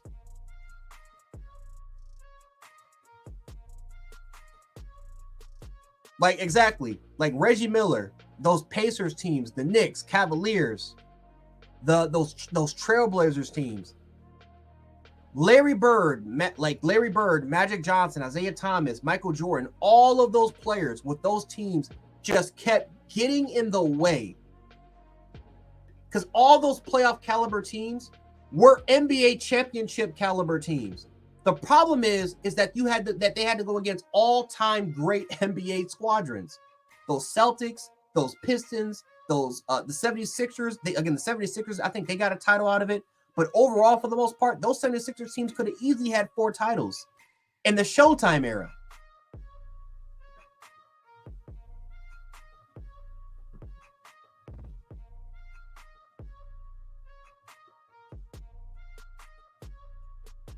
No, you're right. Like it's more talented. But it's less skilled. But it's less skilled, man. Like it's less skilled. It's more talented in this era. Can't disagree with you, but it's less skilled. And Jalen, I can give you some evidence about that. Look at Europe. Europe, it's less talented but more skilled. Who's dominating the NBA now? It's European players. Who's winning world championships? It's European teams. Germany, Spain, Italy, Scandinavia. I can never pronounce this country. I don't know. I'm not even gonna pronounce it, but you guys know what I'm talking about. Serbia. European teams are dominating. Why? Because a lot of their basketball leagues, what do they have? 90s rules, 2000 rules, hand checking's allowed, defense is allowed to be played. It's more skill dependent. It's more based off of fundamentals. It's not just based off of talent, like how it is for the NBA today. So if these Europeans can come over and dominate like a Nikola Jokic, a Domantas Sabonis, a Luka Doncic, Victor Wembanyama. These players can come over from Europe that's playing Europe and dominate. That goes to show you that players from the 90s and from the 90s and 80s, they can come in this era and easily dominate. Easily. Like, there's a reason why the best players in the league are Europeans. Giannis. Because they all came from a European system, a European basketball system that focused on the fundamentals. Heavily focused on fundamentals and skill. Now it's more presented on talent. It's presented on three-point shooting.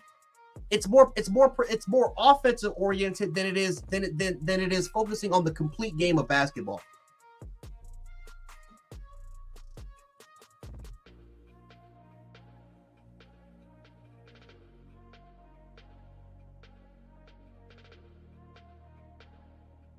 Right. Exactly. Exactly. And like I said, like there's a reason why Germany won the world championship. Like they won a world championship. There's a reason, you know. There's a big reason for it. What's up, Sean? Coach Jay, what's up, man? Nothing much, man. We just having some basketball talk, man. Man, how you been, Jay, man? All right, chilling. You been good? Yep. We missed you, brother. We missed you on this thing. I know I did, bro. You know what I mean? Yeah. Want to see how everything was going, man. Everything going good. You know what I mean? Yep. For the most part, just like I said, took my break. Had my little mental lapse for the most part. Oh yeah. Trust me. For the most part. So I'm like, you know what? I got to make a change. Like I said, I talked to Kyle. We had a conversation, and I just said, you know what? I just gotta go and just for the most part just clear my head, clear my thoughts. And I went to Ty knows this because he actually went there not that long ago. But I went to the Adirondack Mountains. I went to Saratoga. I went outside the wilderness, and you know me, I don't do that crap. I seen enough Jason movies. I seen those Friday movies to say, nah, man, I ain't trying to go to the wilderness. But when I went out there and I just went out, great, started to meditate, just take everything in. It was possibly one of the best weeks I've ever had in my life. So wow, that's good stuff, brother. Yeah, I'm just glad you're back, man. You know what I mean? I've been looking on your channel, man, trying to catch you. I caught a couple of things you done. Mm-hmm. Glad you're back, bro. Love listening to you, man. You know what I'm saying? Yeah. What y'all been talking about, man? I see you got some great topics up there, bro. LeBron and Michael Jordan, who's better? Man, here they go, man. Stop it. Man, listen. Bro, don't even ask me. Don't even ask me, bro. Because listen, bro. You know what I mean? I'll tell you what the man said who played in this era and last. And that was Meta World Peace, Ron Artest. He guarded Kobe. He guarded LeBron. So look, bro. LeBron is a great all-around player for this day and age. The best of today. Can't take nothing from him for today in this weak, no defense. I score 40, you score 52, but I still win era, right? Michael Jordan is the absolute best player since I've been alive to lace them up, period. And I don't even got LeBron in second. Sure don't. Y'all forget about Kobe Bryant. Oh, that's what we just talked about. That's what I think that was Caitlin. I think Caitlin was the one that said that. Yep. Let me tell you this real quick, Coach Jay. I watched about 4 or 5 years ago, when KD was at his peak, and so was LeBron. Mm-hmm. When it was KD's first year with the Warriors, I watched KD go at LeBron and was telling him, "Come on." And I watched LeBron didn't want no problems. He was getting mad at J.R. Smith because you didn't want to guard him. That would never be Michael Jordan. Kevin Durant took a fat crap in his hands and made LeBron smell it. Sure did. And was going at him and was telling him, you guard me. And LeBron getting mad at J.R. Smith, J.R. Ryder, whatever his name is. No, there would never be Mike. You tripping. Y'all crazy. Talking about some LeBron. I shout out to LeBron, though. I have no disrespect. He is the best of the 2020s era. But that man is not better than Michael Jordan. Y'all have lost it, bro. All the respect. Go ahead, Coach Jay.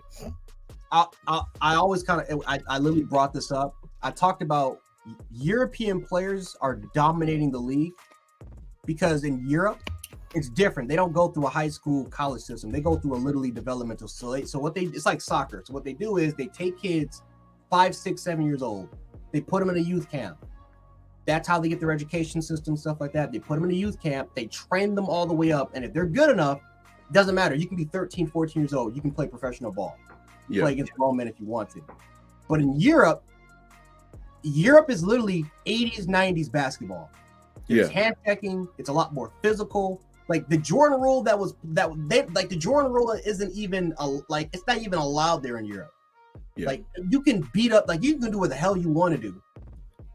You look at players now, Luka Doncic, Nikola Jokic, Sabonis, all these European players, Lauri Markkanen, all these players that are coming over, Giannis, Joel Embiid, all these players that are coming over from Europe and all these other different countries, there's a reason why they translate faster and they progress faster and they're taking over the game and they're the best there. Because the rule sets, it's more skilled, it's more physical, and you come to the NBA like Luka Doncic averaged 25 points his rookie year. He didn't like the year before, 15, 16, 17 years old, he's playing against pro basketball players in a more physical era, in a more physical league. He comes over to the NBA, he said out of his own mouth, he says, I was surprised with the lack of physicality. Yep. He said there's no physical, and he says when I was playing in Spain, I could get kicked in the groin and they wouldn't call a foul. Right. I come here, if they touch my hand, I'm going to the free throw line. Yep. So he had to adapt and change his game up. And that's why he's scoring. That's why he's literally averaging 30. He's almost averaging 30, 10, and 10 right now. Yep. Because think about this. Yeah. Think about this, Coach Jay. Think about this, everybody in the chat who think LeBron is better. Respect. Think about this. You have big men in today's basketball who's 7 foot that have no game with their back to the basket at all. They can shoot a three though, right? You have dudes who's 7 foot that cannot play with their back to the basket at all. Like they don't have no clue what it feels like to have their back to the basket. And it depends on what rules you play. If you play with the 90s rules where you can actually play real defense, all these threes you're getting, all these open looks coming off screens untouched, man, you catch a bowl coming off a screen. You know what I mean? So, nah, give me Jordan, bro. Give me Jordan any day of the week and twice on Sunday. These European guys can come over here because the NBA is soft nowadays. Yep, it's and they soft, dominate. Period. That's what it is. Best players in the league are not Americans; they're European players. So that just goes to show you, man. That goes to show you right there just how soft the NBA is and why. Quite frankly, like I said, I know LeBron James in any era, I think he's going to do really great in. He's not dominating the 90s era like Michael Jordan. Absolutely not, man. Absolutely not. And the thing about this, Sweet Home Alabama was talking about Wilt. My uncles and stuff tell me about Wilt and I don't know Sweet Home because I watch his tape, right? And all I see him playing against is a bunch of 6'2" white guys. I'm just saying, I don't see no 7'1" Shaquille O'Neal's there, right? Not taking none from Wilt. Don't get me wrong. You score 100 points in a game, you the man, right? You the man, right? But I don't know about Wilt. I don't remember him. That's way, way, way before my time. I'm just saying, long as I've been living, I have never seen a better player than Michael Jordan. That's just straight. I never seen nobody more competitive. He never ran from the people that was good too. He never got mad at his teammates because they wouldn't guard him. Now he got mad at his teammates, but he took on the challenge. You supposed to be the best. I want to guard you. I watched LeBron run from that competition more than once. And no disrespect to LeBron. He is the best of today. He is definitely on the Mount Rushmore of best players to ever play the basketball game. But Kobe Bryant, y'all forget how good that dude was, man. He Kobe, Mike. I mean, it's been a lot of. I'll tell you this: Tim Duncan was very good, believe it or not. 4-4, Tim Duncan was a monster, bro. So I don't know, man. I don't know, Coach Jay. Different eras is gonna say different things, right? My uncles would swear up and down that Kareem was the best player that ever laced them up. Like they will argue with me for 24 hours straight, no sleep, that Kareem was the best. So, and it's kind of fun. I kind of respect it because every era has their unique person. And that's the way it really should be. It's kind of like football. Everybody talking about Jim Brown. My uncles would tell you Jim Brown was the best player. My grandfather, he made sure to let yes. you know Brown was the GOAT. He kept showing footage. But when I watch Jim Brown, I see a big back who was faster than everybody then, who was 220 pounds. If you put that big back running a 4.5 in today's NFL with linebackers running 4.3s like Devin White running 4.4s, I don't know, bro. I mean, William, think about it. In the 90s or early, I say late 80s, William, well, I guess they'd be mid 80s, 85 Bears. William Refrigerator Perry was a big lineman. They called him Refrigerator because he was 303 pounds. If you 303 pounds today, you small, right? You're tiny, right? Compared to some of these defensive linemen, man. So the game has changed all the way around. You know, Deacon Jones talked about how, I mean, sure, the rules was crazy back then. If you let the rules in the 2020s be like they was in the 70s, somebody would die. If you could pick somebody up and slam them on their head, and like them dudes was crazy back then, right? You just can't play like that nowadays because it's bigger collisions, bigger athletes, faster athletes. So, but I don't like disrespecting no era. I like everybody to have their flowers because when you good, you deserve your flowers no matter what the era. Yeah. But I guess I'll just hop out here because, like I said, we literally will talk about this all day. But I'm gonna let you get to some of your topics. I am going to go to Twitter and I'm going to argue again because before I came on, we literally was arguing Jordan and LeBron for 4 hours. From 2 o'clock all the way to 7 before I got on, it was just nothing. But it was the same points you made. I just kept reiterating. I'm like, dude, yeah. The people that's saying that's LeBron better was like. Guys are like way older than me. I'm like, y'all seen this dude play live? Yeah, man. Why do I have to? I should be arguing for LeBron, but it is what it is. I'm not caught up with the crap, man. But yeah, anyway, guys, Bama chat undefeated. Coach Sean, I will catch you guys. I'll just be in chat. I'll just be in there hanging out with you guys. But I'll catch you guys. I appreciate you, Jay. Thank you, brother. Thank you, Coach Jay. Shout out to Coach Jay, man. Yes, much sir. love, bro. Roll Tide, Coach Jay. Shout out to the undefeated. How you guys doing? Let me see if I can get this graphic up, guys, right quick. Boom. Yes, there is the graphic. How are you guys doing in the undefeated? I hope you guys are doing great tonight. Coach Jay do a great job. Shout out to the homie Coach Jay. He always do a great job. Really enjoy having Coach Jay on, having him back, man. He has some great takes. If you guys ever see one of Coach Jay's, it's like you don't pull for nobody's team to lose, but I really enjoy it. Let me see if I can find my boy Merrill, man. Scroll all the way down. Let me see if I can find Merrill in here. Let's see. Hold on, chat. Let me see if my partner's in here. Let me scroll down. Hold on.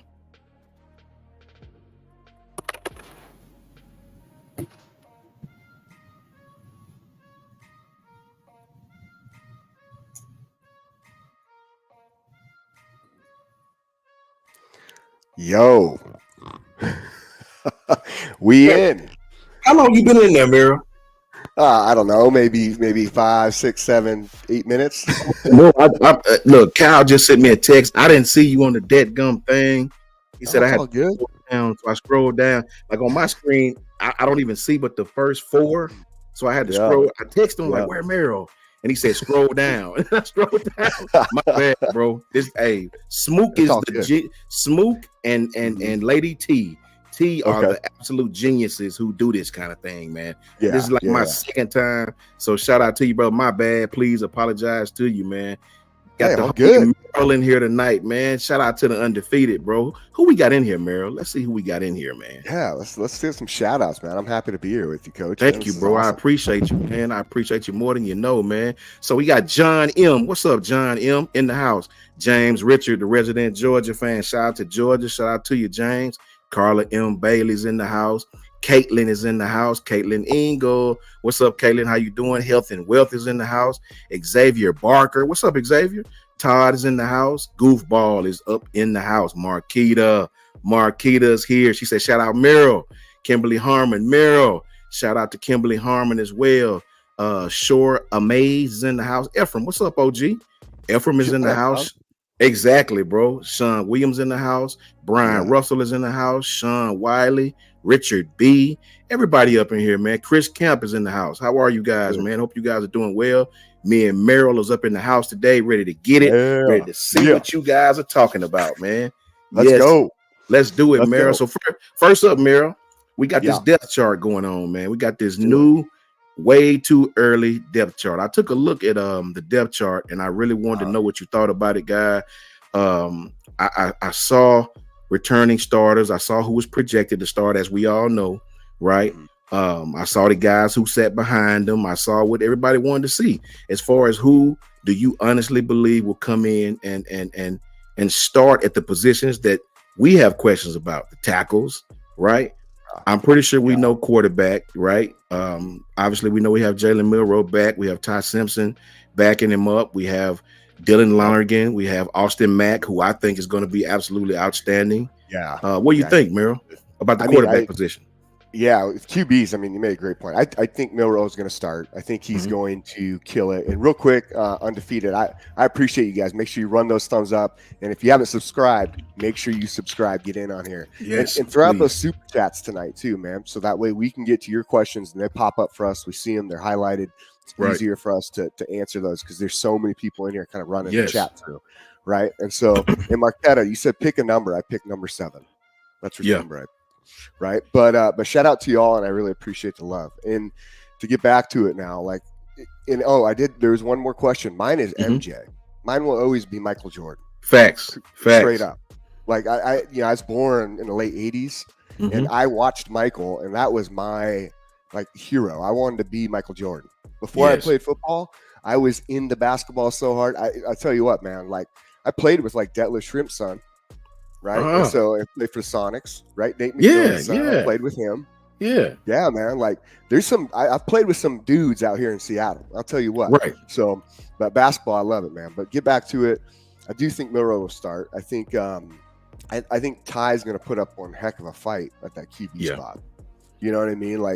I just think he is going to I think you give Simpson this year behind Milroe, and here's another thing too with this whole QB dilemma, because so many people want to argue, well, hey, guess what?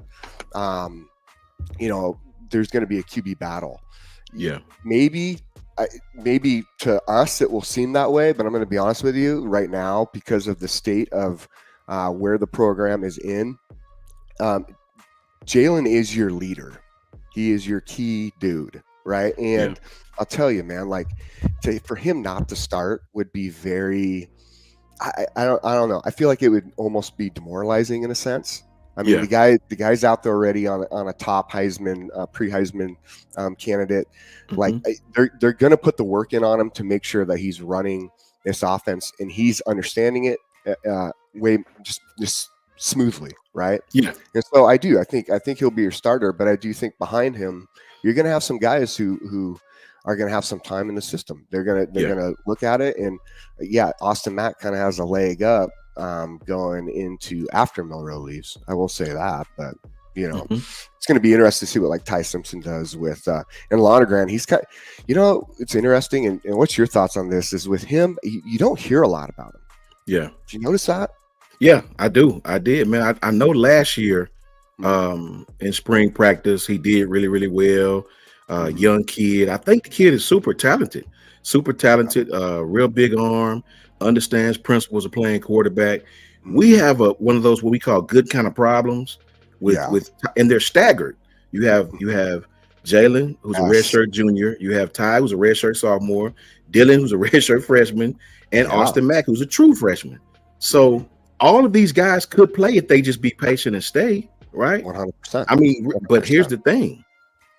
I'm hearing Austin Mack is that dude. He played in a really big A out there in Cali, right? Yeah. He's not Michael Vick by any stretch of the imagination, but I heard he got some wheels on him. But I heard he really has a cannon, really, really, really can deliver the football from anywhere on the field. And so I just pray, Mayor, with these rules that we have today, I really pray these guys stay and be patient. Because all these guys can have an opportunity to go to the league if they just wait their turn and play. Because this is Big Jalen Milroe's last year. Guaranteed. Jalen Milroe will probably go to the league after this year. Then it's up for grabs. I just hope these guys don't get in a hurry to transfer and realize sometimes if you be patient, Hurts is in the league. Mac Jones is in the league. Tua's in the league. It can happen again, right? 100%. And that's you make a really good point, because we're in a day and age, and yeah, I'm in my 30s, right? And so, and I still feel like I can say this though, just from my mindset and the way I think.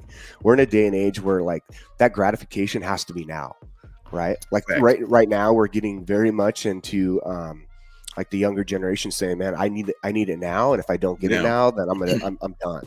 Right? You see it with jobs all the time, and like in the business world, we're literally guys are going for 6 months, they bounce to a new job, 6 months, another job, just to get to that point where they're making enough money. I understand, I get it, but at the same time, like, there is a quote with patience, right? And to those with patience will come amazing things. And in the end of the day, like if you can hold on to that, right, and you can just be patient, then you will grow. There's a lot of good things that come out of it, and maturity around adversity is amazing. A lot of people want to run from adversity, right? They get it and they just want to turn tail and they want to run. But what you don't realize is growth is in adversity. And so when you have to go out and compete every day, these players that you want to have success in the NFL face adversity every day in practice.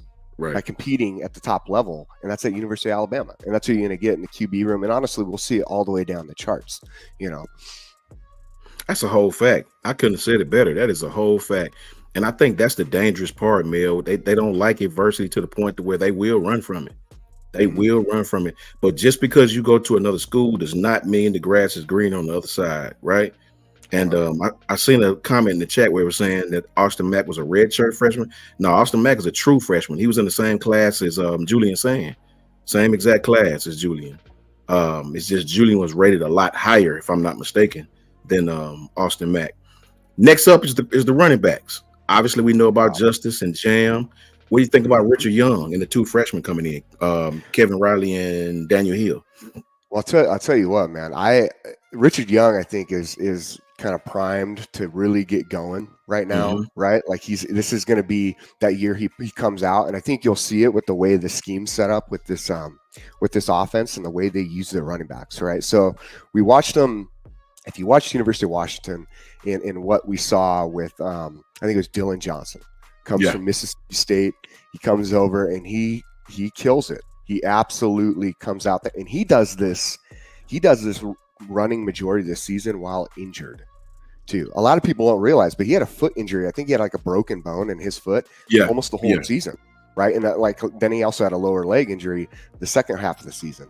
So he actually only really truly plays 9-10 games, and in those games, USC game, obviously USC was not playing run defense last year.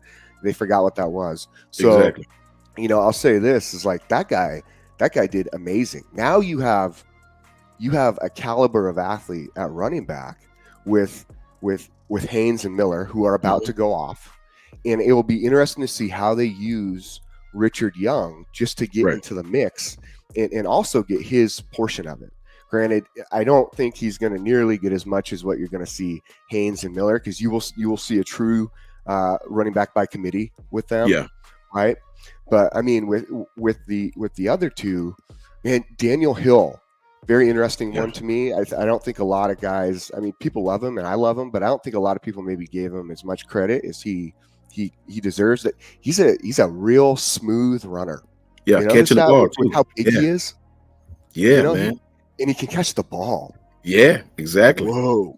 5'11", 235. Yeah, that dude is he thick too, man. We hadn't had a running back that big like that since before B-Rob.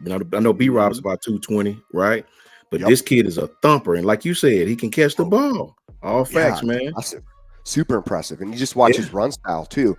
It's funny because like playing against like Jonathan Stewart, right? For him, when you had to tackle Jonathan Stewart, you had to get him low, but it was very difficult because of his size. Like his thighs were huge. Yeah. Huge. This dude has the same build. He reminds me of Jonathan Stewart. For you guys don't remember who Jonathan Stewart was, he's a running back at Oregon, ended up going to Carolina Panthers, and he had a great career in the NFL. He was phenomenal at Oregon. I mean, he started basically that trend of these running backs when Oregon was showing back in the day. I think at one point they played Auburn, right? In like national championship. So that's when Oregon was doing even better than maybe they are today. But that's who Daniel Hill reminds me of. And I'm like, man, this he has this very natural ability where people just kind of bounce off of him, and he's a smooth runner with great hands. I mean, the guy is nice. Yeah, he is, man. And then Kevin Riley. This kid is a jump cut back. You know, he don't need a big crease. I think the running backs this year that came out of high school was sort of, I don't want to say down, but definitely not like the past years when Justice came out that year. Justice and the young man who went to Texas. I forgot his name. Yeah, I forgot his name. He went to Texas, if I'm not mistaken. Right there, man. I got it. Yeah, that dude he was a monster, bro. So I think the running back class wasn't as good as the class before it, but I was very happy with Kevin Riley. I was high on him at a camp here early in the year in Atlanta. And kid didn't jump off the screen to me at first because they had him playing defense. And then when you look back and you see him now, and they put him at receiver, and then I saw him again in his highlights playing running back. I was like, whoa! From right here in Tuscaloosa, if I'm not mistaken. Northport, somewhere near Tuscaloosa, and I'm happy with that kid. Right, that kid can take it to the house, man. Very, very, very ecstatic to have that young man. What do you think about him? Man, so that's it. So again, this is, and for you guys, we'll kind of like this one, right? So you remember back in the day, with we can say this now because it's been a minute, but USC was that. I mean, they were demolishing people because of their combo run game, right? They had Lendell White and Reggie Bush, okay, very similar styles, right? And we're not going to sit here and claim right now that these guys are Lendell White and Reggie Bush, but we're going to say their styles of running are very comparable, right, to Lendell White and Reggie Bush. That tandem alone dominated the nation the whole entire time they were there. I mean, nobody could touch them, and that's where I get with like Kevin Riley, right? Yeah, man. Them dudes was like thunder and lightning. Lendell would bruise you up real bad. And Reggie come in and take it to the house right beside you, right? That kid was like lightning, man.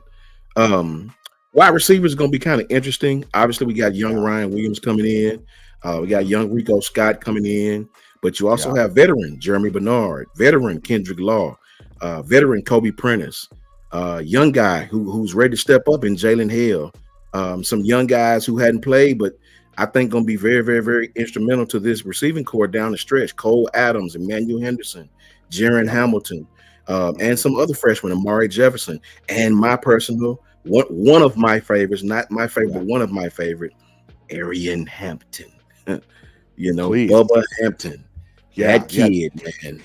If you can give me a little more, because when you're going through the receiver room too, like for me, I've really tried to dig into these guys to get some more on them, just especially playing defensive back and that being kind of my background, right? But for Bubba Hampton, what was it for you that kind of stuck out where you're like, man, this guy, like I know he's going to go off?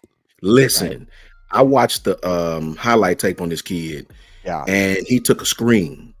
They was on and it's unusual to see a screen ran on the other side of the field in your red zone, but on the other side of the field in negative, what we call negative yardage. You know what I'm saying? Negative on the other side of negative of the 50. It's really unusual to see a screen pass ran on like the 12-yard line on their 12.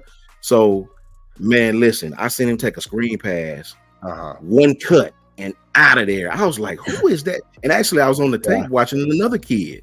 And I was like, who is this kid, man? I found that's who it was, Arian Hampton. And long story short, I didn't really follow him a lot because I think the kid had committed to Texas, I believe. I think he was committed to Texas. And for some reason, he started being hot on Alabama. And I was ecstatic with that because this kid can go, man. This kid can go. Trust, make no mistake about it. As far as foot speed, it's Waddle-esque, Jalen Waddle-esque. I promise you it is. Wow. That's exciting. And this is one of these position groups much like the running back, but more so it's going to be very talked about, very highlighted in this sort of offense, right? And that's why we're even seeing that, and we're seeing some of this being recognized with 2025, but definitely with the 2026 classes that will be coming here with recruiting, just because guys are already recognizing and saying, man, did you see that offense at Washington, right? And what those wide receivers did.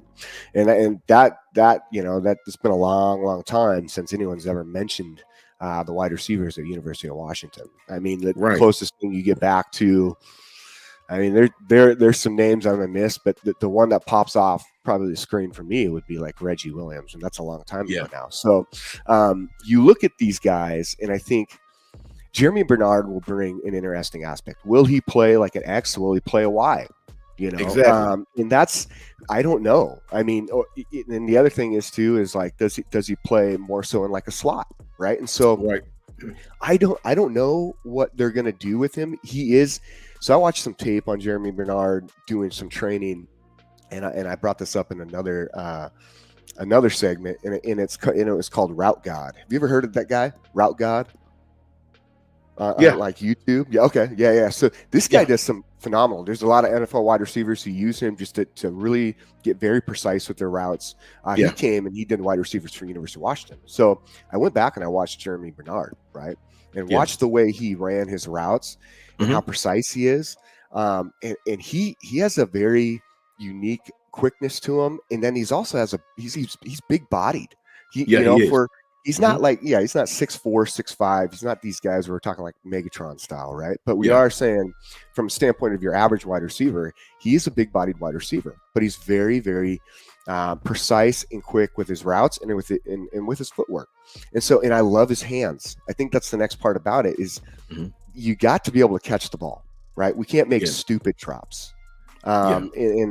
And that's what I liked about Bernard. I think where you jump to the next couple of guys, especially between, I would say this is where it's going to get real. Who's going to be where? Exactly. We will see a rotation. I think we'll probably see, I would say at least 6, if not maybe 5. But with Kendrick Law, Prentice, and Hale, how do they all come in? Right. Exactly. And where are they going to go? Right. So I do see Law potentially being at that X spot, I like it.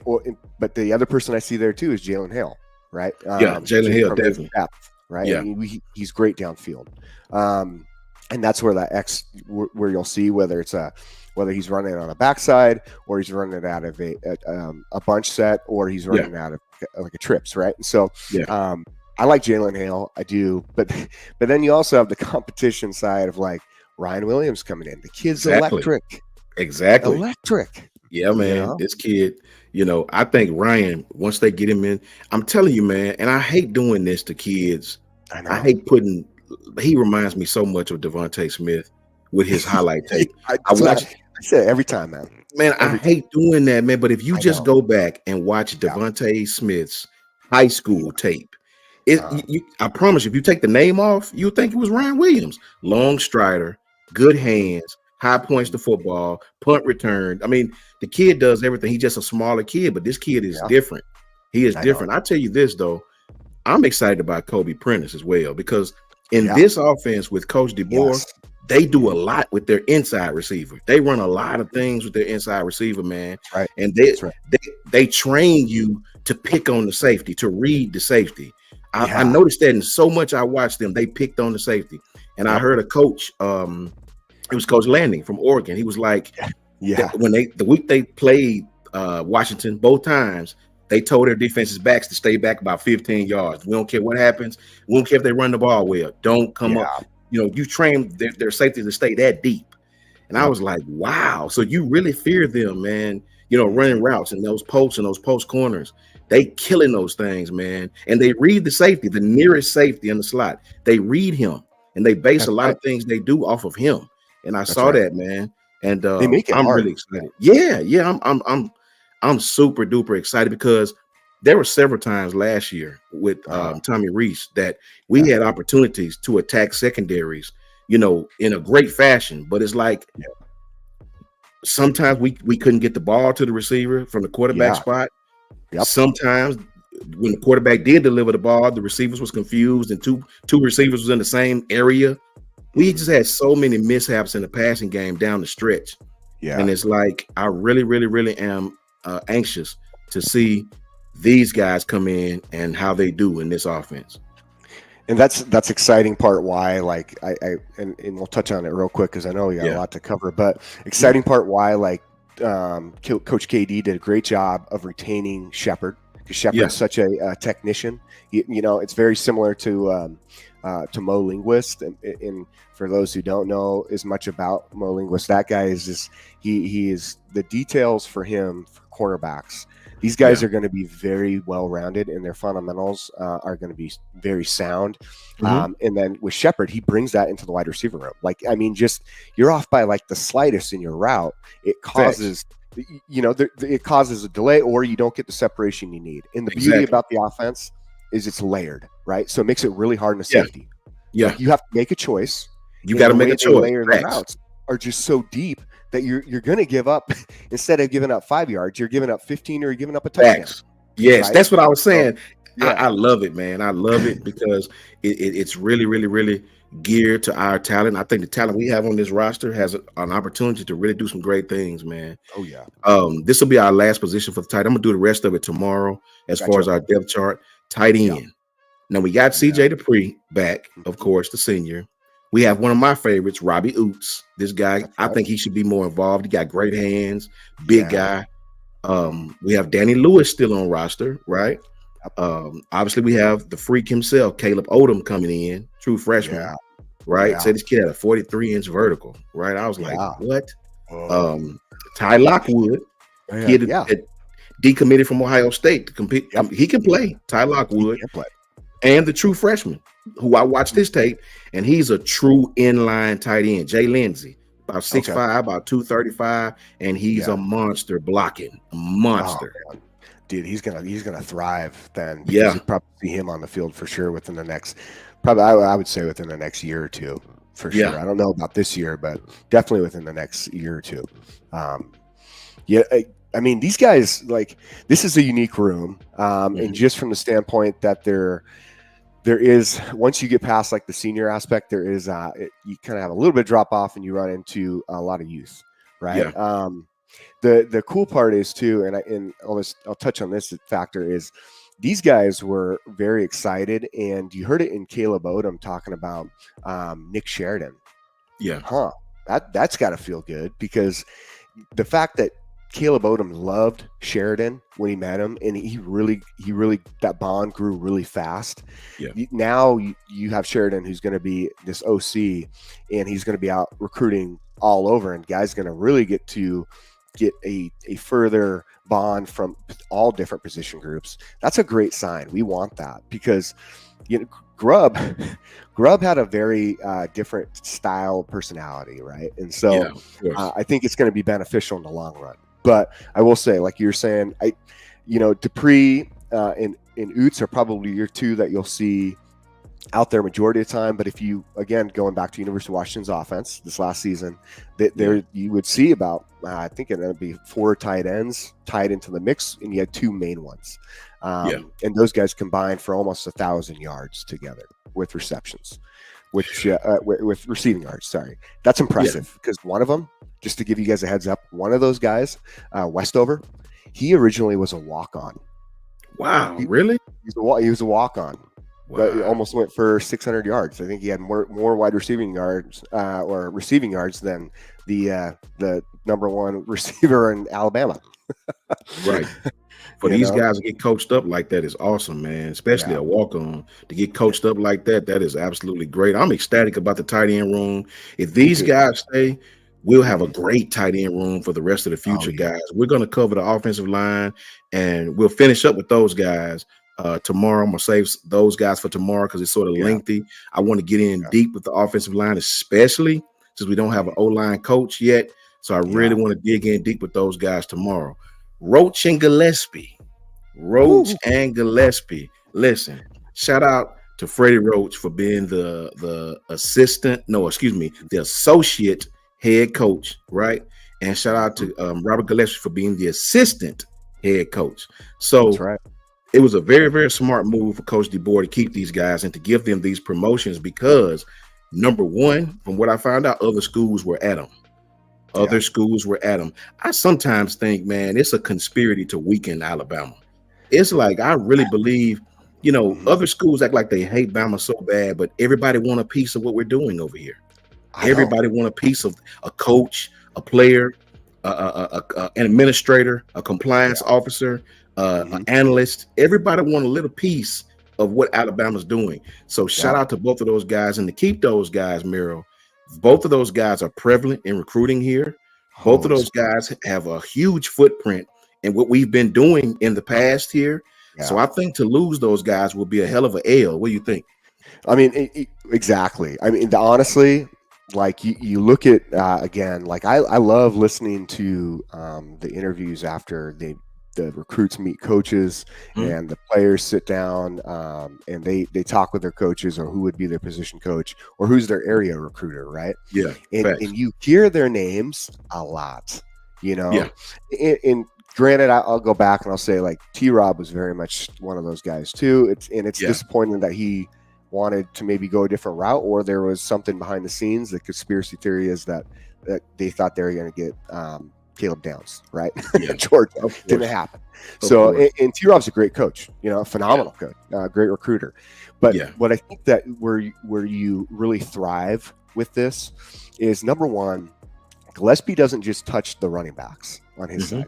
He touches everything around him because of all the success he's had, and he has so many connections just from all the product he's put out with just one group, right? Yes. And now he gets that honor and I guess due respect that he deserves to show, like, just what a great addition he is, and he thrives. He's going to thrive in this offense even more so than before, And then Roach, Roach is such a key. You want a D-line coach who can really put those guys into positions and understand how to excel and be aggressive and really bring chaos to that D-line, because in the end of the day, it's all won in the trenches, right? Facts. And so, I mean, Roach is one of those guys who is, with his energy, with his knowledge, with his youth, with his ability to also touch the major areas that you need to within the state and outside of the state, and really connect with guys. I just think it was a great nod, right, to Saban, because you almost want to say they're OGs in a way, right? Because I mean, Roach played here, right, and then you have Gillespie's just been around for a long time. Look, people might forget this, but guess who was Freddie Roach's other linebacker that he played with on the other side of him? D'Amico Ryans. Dude, whoa. Yeah, them guys was awesome. They were great. Really enjoyed seeing those guys, man. So shout out to Freddie Roach and Robert Gillespie. Love those guys. Glad we made those guys pillars and what we're trying to do here, and couldn't be more ecstatic, man. 2024 running back and quarterback freshman. Obviously, that will be Daniel Hill, Kevin Riley, and Austin Mack. We sort of spoke on those guys a while ago, sort of told you what we liked about them. I thought I will say this real quick about Daniel Hill. I thought he was like 6'1", but I read where he was 5'11", 239. They had him listed at 5'11". Let me get this super chat real quick. Shout out to Samuel Edwards. Thank you, Samuel Edwards, setting it off. I just want to say y'all doing a great job. Keep it up. Roll Tide. Thank you, Samuel. I promise you I can speak for Merrill when I say thank you. We thank you more than you know for that. We really, really, really appreciate you for that, man. It helps us out a lot. We thank you guys, and Roll Tide back to you as well, to you and your family. What's up, Tink? So yeah, those guys, we sort of covered those guys. Really excited about Daniel Hill. Me and Merrill said we both excited about him and Kevin Riley. Excited about the 6'6", 231-pound Austin Mack. You couldn't be more excited about a kid of that stature. Love that kid, man. Played in a big A, big arm.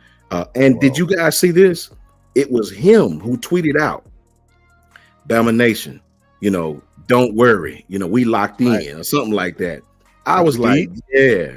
Did you see that, He's setting himself up, man. He's setting himself. I mean, he truly is. He's that kid. That kid, number one. We want these types of kids who have their head on their shoulders, that's the right way, right? Like why we love Noah Carter. I don't know if Miss Carter's in here right now, but tell you what, your son is going to be a staple going forward and really help continue to build like what this tradition has been at Alabama, with guys with amazing character, integrity, and the ability to walk out of football someday and go be a CEO at some company because of the way they hold themselves, right? And Austin Mack's one of those dudes. And I'll tell you what, Austin Mack reclassified, right? So he should have actually been in this year's recruiting class. So he reclassifies, right? He went to Folsom High School. Okay, so Folsom High School is where what's his name? Jacob. He had to come in this year for the Bengals quarterback. Okay, yeah. You know what I'm talking about, and he killed it. The guy had he had some of the passing records over at Folsom. Well, Austin Mack, 1 year as a starter. The dude throws for over 3,500 yards. Yeah, and I don't think he only threw maybe 5 interceptions, but he had 40 something TDs. 40 something touchdowns. Yeah, I think I read that too. So that kid is gonna be great, man. And you know what I think? Now that I think about that, Mary, I think he was a red shirt, man. Shout out to Brad in the chat. I think he might have been a red shirt. Shout out to you. That's staying corrected. I think he was a red shirt. Matter of fact, now that you say that, I read those principles about him. He came in and did red shirt. Okay, that when I first saw him, the graphic made him look like a tall Bryce Young. You know what I mean? I know, man. I got the same thing. I thought he was 186, 6'5". I was like, what? So to hear that kid is 230 pounds, man, wow. Right? I don't think we had a quarterback that big since Jacob Coker, right? Yeah, makes you think of Cam Newton. Yeah, man, it's crazy. So shout out to him. Can't wait to see both of those, all three of those young men. The future is super, super bright for those kids. Juvie 86. Thank you. We both thank you, Juvie 86, for that $2 super chat. Thank you very, very much. Meryl can tell you, we appreciate any time you guys can support us like that. It really, really helps the channel. And I can promise you, Kyle and Lady T thanks you as well. Roll Tide to you and your family. Next, financial hit of losing Coach Saban. I read about this, man, and I was shocked at what I read, what Bama was making before Coach Saban got there. I was blown away. Alabama before Coach Saban got there, Miro. Okay. Alabama football, the program, the financial report. The program reported an estimate of 86.6 in total revenue, $86.6 million of total revenue. That was the highest they had in 15 years before Saban. After Saban, during Saban, it was on an average of 199 million, right? An extra 14 coming for every time we made a bowl. So these guys, I don't even know what the percentage of gross that was they made, but I know it's 100 million more than you were making without him. So to see what this guy done, and they was bitching about he makes $11 million. I know. Man, that's small potatoes to what this guy was bringing in. What do you think? That's right. I mean, and truthfully, 100%. Why would you ever complain about a coach who wins you national championships and puts you back on the pedestal for the greatest program in college football, right? Because in the end, and I'll say this too, is that what's funny is you look back, if any of you have ever watched this documentary, or if you haven't, you should go watch it. It's called Saturdays in the South. Okay. Yeah. It's I think it's like a 6 or 8 part series on the SEC and how it was basically created. Okay. And it's funny when you watch that documentary, just how much Alabama played such a key role in the foundation of what the SEC's become. And then, you look at these eras where you had Bryant, or we can even go back, Frank Thomas, you had Bryant, right? Then you go into Gene Stallings for that. And then we kind of have this somewhat of a lull, right? And it's been, it's kind of, it tapered off, made it really difficult. I can tell you back during the time frame I was being recruited, I remember getting stuff from Alabama and not even thinking twice about it. And that's sad because I just didn't know during that time frame what really the history was, right? Yeah. And so you look back now at all of that, and you look back where they had to come from, and then here comes Saban. Saban comes in and does this amazing job, puts this program together that is legendary. Will never die. It wouldn't have anyhow, but it will. I mean, now to a point like nobody's going to beat that, right? And so he really set this entire school up. I mean, you look at like what's going on with like Tuscaloosa renovations, the housing. Yeah, it's crazy. Just the improvement overall of the economy for the area and in the surrounding areas. That's all touched by him, right? And touched by what he's able to establish. It's amazing what somebody can do who has the right mindset, who has the humility, but also from just a standpoint of being somebody who holds everyone to a standard, right? Yeah. How much they can impact everything around them, and the ripple effect is insane. And we're seeing it even with the college football coaching ripple effect, right now, with everybody leaving and moving and changing. That's a whole fact, man. I couldn't have said it better. I'll tell you this too.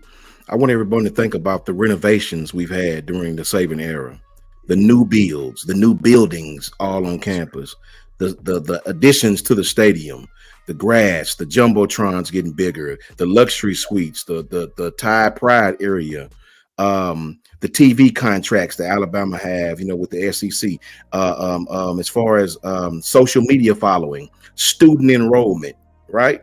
Think about all these things that Alabama has led the country in, right? It is ridiculous. And you cannot put a price on what this guy has meant to the University of Alabama. Okay. He left this university at the top, right? I tell people all the time, no disrespect to all the teams that's won national championships, but ever since Saban has been winning, everybody else has had to step their game up. It's been numerous coaches fired because they couldn't beat Coach Saban. I mean, Gus Malzahn, say what you want, but Gus Malzahn was going 9-3, 8-4, right? Yep. With one of the toughest schedules in the country. He's the only coach in the world that had to play Bama and Georgia just about a week from each other every single year, right? Yeah. And he was still going 8-4, 9-3 on his good years. They fired him because he lost to Saban, even though Gus had some success against us, right? Ed Ogeron, they fired him because he couldn't beat Saban on a regular, right? Yeah. He did all that hooting and hollering at Alabama and celebrating in the middle of our field and talking crazy, and only to come back and Bama beat you like you stole something, like Devontae Smith. So it's been so many coaches fired because they couldn't beat Coach Saban. And when you look at the financial effect of what this guy brought, you can't put a price on him, Mel. You can't put a price on him, Mel, at all. Not at all. And it's also interesting too, is because there was that recent report that kind of came out about the athletic department didn't make actually as much money, right? This last year, but at the same time, they still had a positive because of the back end, I think, donations. I think it was so there's still a positive, but the report shows a negative, right?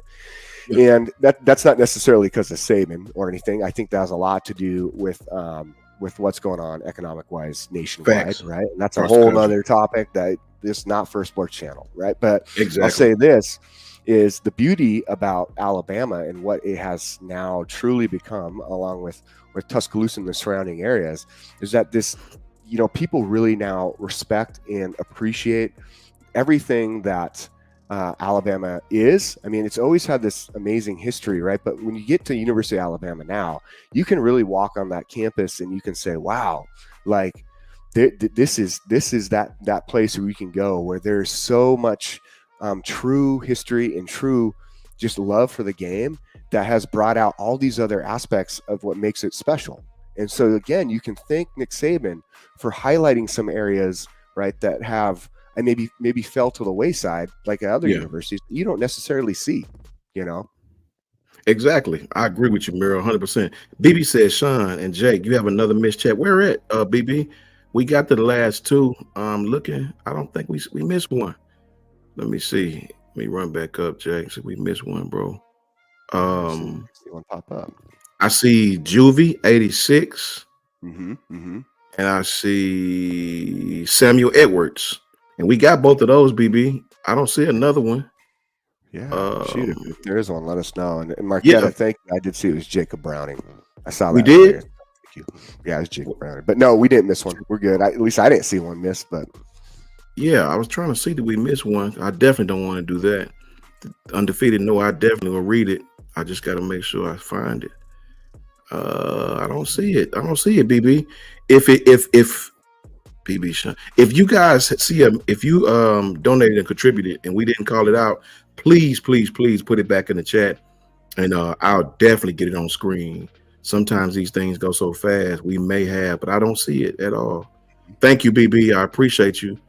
Please, if we missed your chat, please just put it in the chat, and I will see it.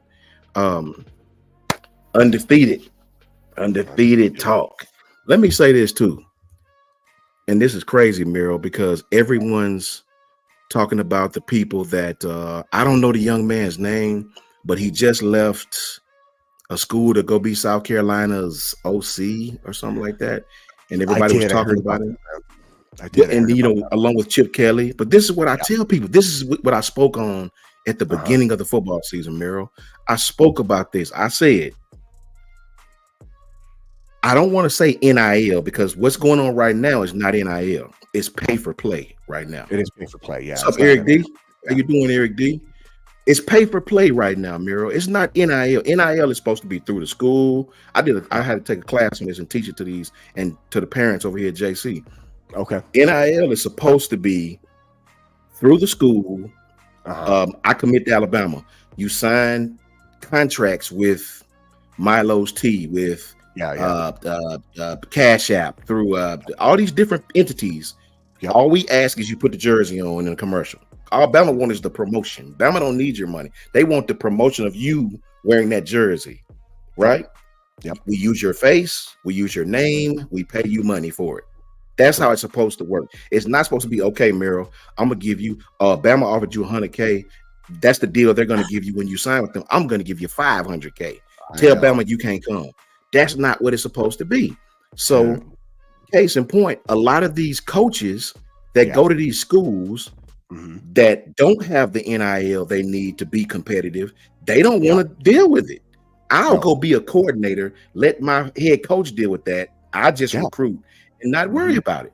That's what you're seeing going on right now, Mel. Honestly, it's insane. Like if you look at this and you look at like this, so I read the stat line of like the top, I think it's top 10 or 15 high school players anonymously, right? There's an article that had anonymous. I don't know if you saw that, but it broke down how much each of them was making coming out of high school. These kids have not touched the field yet. Right. There's a reason why I have so much respect for Courtney Morgan and his philosophy around the NIL. He says, you will not come in here. I don't care how good you are. You're not coming in here. We're not going to pay you more than the players on the roster because guess what? That's just not right. So if that's what you're asking for, Nick Saban had that story, right? Where there was like a second or third or fourth stringer who brought something up. You said, yeah, well, I'm going to transfer unless you give me this much money and you get my girlfriend into law school. All right, dude, see you later. Peace. You're going to need that because you're going to lose all your money. You're going to have to sue somebody to get it back based on that sort of attitude, man. Like it's just it is crazy. Like, where do you? I understand this. I understand this, and I understand if guys are coming from tough situations, right? I look back growing up, man. I wasn't always in the best situation. My family lived under it, right? And it was hard. It was tough. Man, single income family. Yeah, and it is what it is. And I respect my parents for doing everything they did, and I love them. And I'll say this, but some parents or some kids are coming from really difficult situations. Why don't we fix that instead of giving these kids money so everybody's running at them begging for the handouts? They already talk about like the NFL players saying like they have a hard time because they're dishing so much money out to like friends and family, right? Mm-hmm. That's why a lot of them end up broke. But if you look at it from a standpoint, now you're doing it to high school kids, like 18-year-olds. Come on, crazy, man. Bro. It's like crazy. Set up a system that can help them. You know, man, you know what I mean? I tell you this, man, when I played ball, you get your little stipend for beating your rival. Shout out to my brother, Robert Mathis, Alabama A&M University, Indianapolis Colts, my bro to the fullest, right? Stay right across the hall from me all our 4 years. Man, listen, I'm telling you like this, bro. you be lucky if you got your lunch paid for, right? Of course, you had people like John Stallworth that when you win the Classic, which was our biggest game of the season, you know, you got your little stipends, you know, in the locker room. But when I see Kevin Steele, a respected defensive coordinator, go into a family's home, Merrill, and the mother tells Kevin Steele, you guys have checked all the boxes. My son loves coming there. He wants to go there pretty much, right? Alabama is it for us. But your NIL deal is not even in the ballpark. What? Yeah. So seriously, are you kidding me? You know, like your kid is getting a full ride scholarship. You guys want to know what a full ride scholarship is worth for a Division I player? I can tell you what it was when I went to school. It's about $250,000. It's even more now. Oh yeah. You know, it's even more now, right? Like we get it. I'll just say that was a long time ago for me, right? Me so. I mean, it was a lot of money back then. It's even more now. So you think they're getting everything paid for with the schooling aspect, but on top of that, they're also making, you know, what probably on average, I would say, you know, maybe 80,000 a year, maybe lower for average. That's with every player on the team. But I'm saying these top guys are making like 800,000 in a Lamborghini. Yeah, it's crazy. It's crazy, man. I shout out to Moon Rocker. Moon Rocker, what's up with your brother? How you feeling, man? When you think about it, guys, is a lot of these coaches don't want to do. I mean, think about this, Merrill. Yeah, Chip Kelly was a head coach at a Power 5 school like UCLA. Now we all know UCLA is a basketball school. It is, right? 100%. Their basketball at Westwood, their basketball facility is immaculate. I love it. Right? I bet. At freaking Pasadena and all these stadiums they play in. Man, they terrible. They're not. UCLA is not gonna give you NIL bigger than the basketball. UCLA is great in basketball. They always are, right? Yep. When Chip Kelly found out we're moving to the Big Ten, I'm gonna have more competition outside of USC and Oregon. Now we got to do with Penn State, Michigan, and Ohio State. I need for the funders to give me what I need to get the kids I need to get.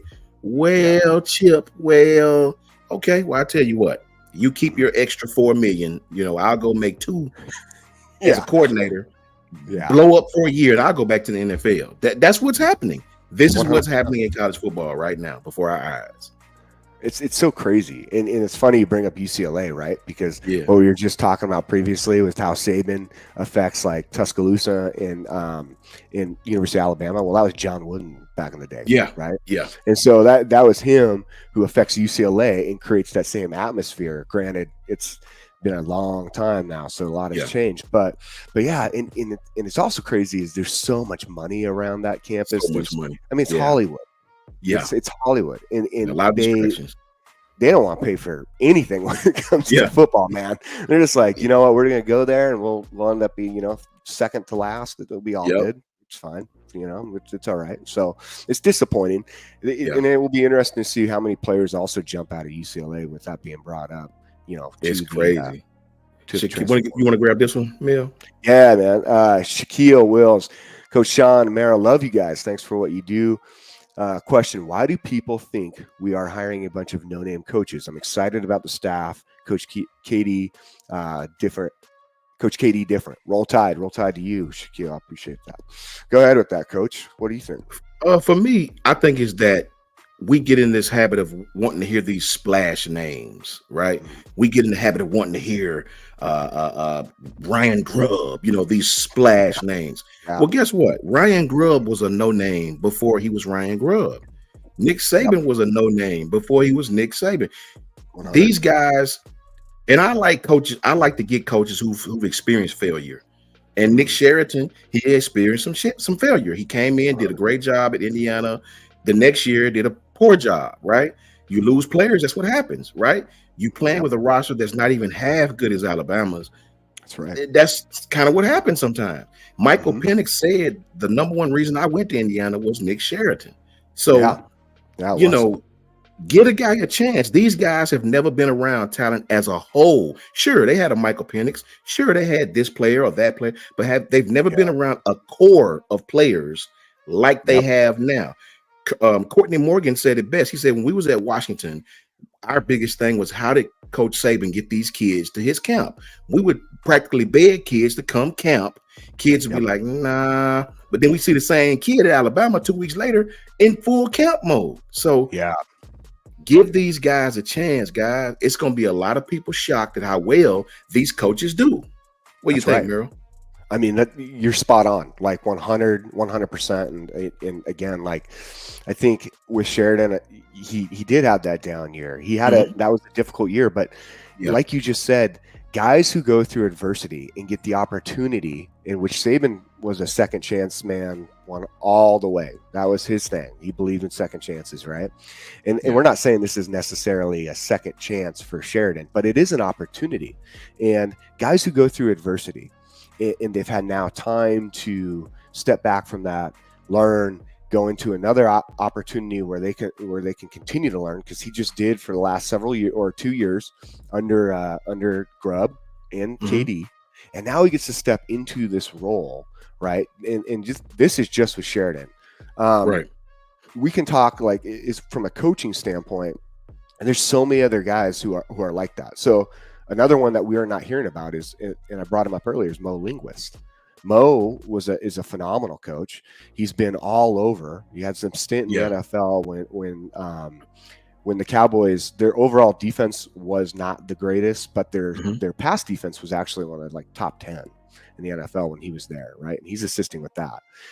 And so you talk about him though, he's another good example, is like people weren't excited necessarily about that hire because they're like, well, did you see his record at Buffalo? Because I mean, it hasn't been the greatest. Sometimes you have these guys who step into their first head coaching role, okay, and they're trying to do so much more than just focus on their tasks, right? There's way more that you have to manage. KD just said it best. You have to almost be a CEO. That's why you need to put the right people you can trust in the places that you want to be, perfect. His offense is his baby. So the fact that he's trusting Sheridan right now, I mean, and then he brings in one of his best friends in Womack. Yeah. Of course, Womack, go run this defense, because I'm going to make sure as a CEO that I'm overseeing everything I can. I'm tag teaming it with Courtney Morgan. And then I want to make sure from an offensive standpoint, because that is mine. That's something I've developed. I want to bring in somebody who has been learning it, who understands it, and somebody I trust. And he does it in the combo effort. And that's what's even greater with Shepard and with Sheridan. Exactly. And think about it, man. Coach Mook spoke about this. You still have Shep on the roster. You got Nick Sheridan coming in with the talent that's on the University of Alabama's roster. Neither one of these guys have had talent at every level like this. Sure, they had talent at Washington, but the depth of talent, right? They had 3-4 great receivers, right? We all know that. What was the next 4 like? Here, it can be that deep. It can be that serious with these guys. So I can't wait to see him. K-Spray 1 says, hey, Coach Sean and Miro, do you believe when Coach Saban retired, that opened the floodgates for these other coaches to do the same? What I think what happens is a domino effect, K-Spray. I said before that Coach Saban has sent a ripple through college football. When he retired, that means Washington coach leaves. When he retired, that means somebody got to take Washington's job. DeBoer leaves Washington. Somebody else leave another job to take Washington's job. So Fisk. So it's just like a domino effect all over the place. So yes, I do think Coach Saban, his retirement did send shockwaves through college football. What do you think, Miro? Yeah, I mean, 100%. And Saban, obviously, I don't know necessarily. Everyone's like, well, he just didn't want to deal with the NIL and he was done. I think he didn't like it 100%. Yeah. He made that very clear. I don't think his retirement, he's not going to retire.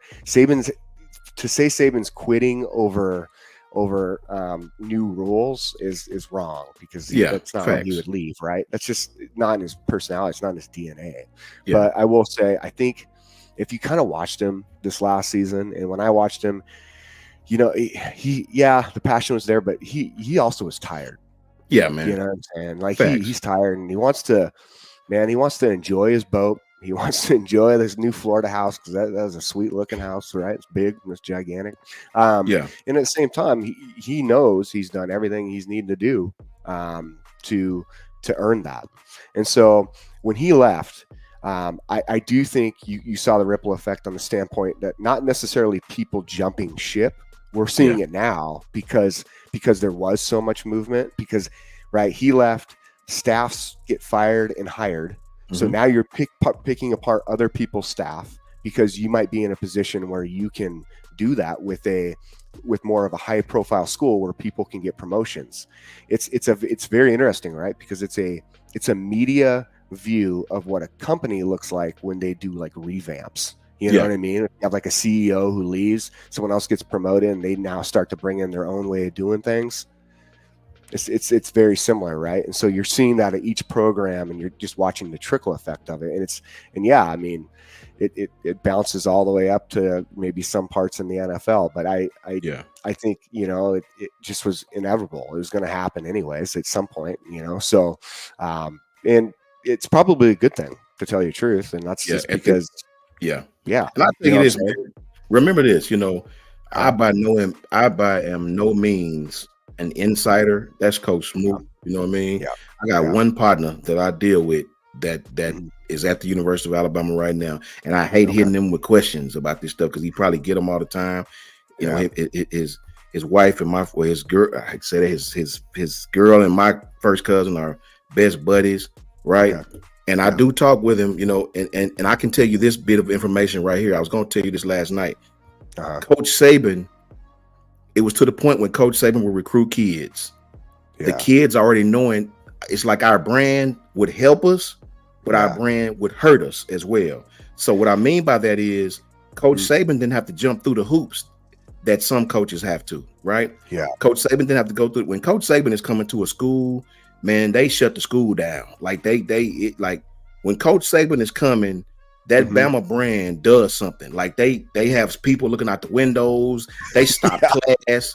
I mean, seriously, they stop class, Merrill. Yeah, kids are looking out the windows. They're waving. Yeah. Coach Saban has to have full-blown security with him, right? So dude is a rock star. But I'm gonna tell you where my partner told me that the brand hurt us. You would recruit these kids. You would go sit on their couch. And while this school may have offered $40,000, we'll give you that. You come to our camp, you sign with us. The kid automatically figure, well, you're Bama, so now I want 140, right? You would have some parents that was asking for this stuff, like you're Bama. If such and such university, and in this case it was Mississippi State. He told me if Mississippi State can give us blank amount of money, what's up with Alabama? I know y'all can write a fat check. And this was what was happening in a lot of households. And when Coach Saban would try to break it down and listen, it's not about giving you money. You come, you earn this, blah, blah, blah, blah. Some kids understood that. Yep. And the kid that did understand it was Tony Mitchell. Shout out to him. Yep. Some kids don't understand it. Some kids want to go to Miami and get a double check of what you're giving me. And I ain't gonna call the kid's name. He would end up going to Miami, right? Okay. Out of high school. It came down to Alabama and Miami. And he want to play tight end for them. Okay, cool. You go on with them then. He was committed to Alabama, flipped to Miami for this astronomical amount of money that I couldn't even believe was offered to a high school kid. So if you're 72 years old, guys, 72, think about what Jalen Milroe said. Jalen Milroe was joking, but really think about it. He said, I want everybody to understand Coach Saban is 28 years from being 100. I mean, he was joking and it was a joke, but really say that back to you slowly. Coach Saban is 28 years from being 100. So it's time. It's time, man. It is time. And I mean, who wants to deal with like this now, like competitive nature where they're like, okay, well, how much can you give me? How much can you give me? Right. Like, and that's probably the second half of the side, I will say, with other coaches maybe taking spots such as Chip Kelly, right? That was a pretty good example. Or I think it was it that head coach from Boston College, right?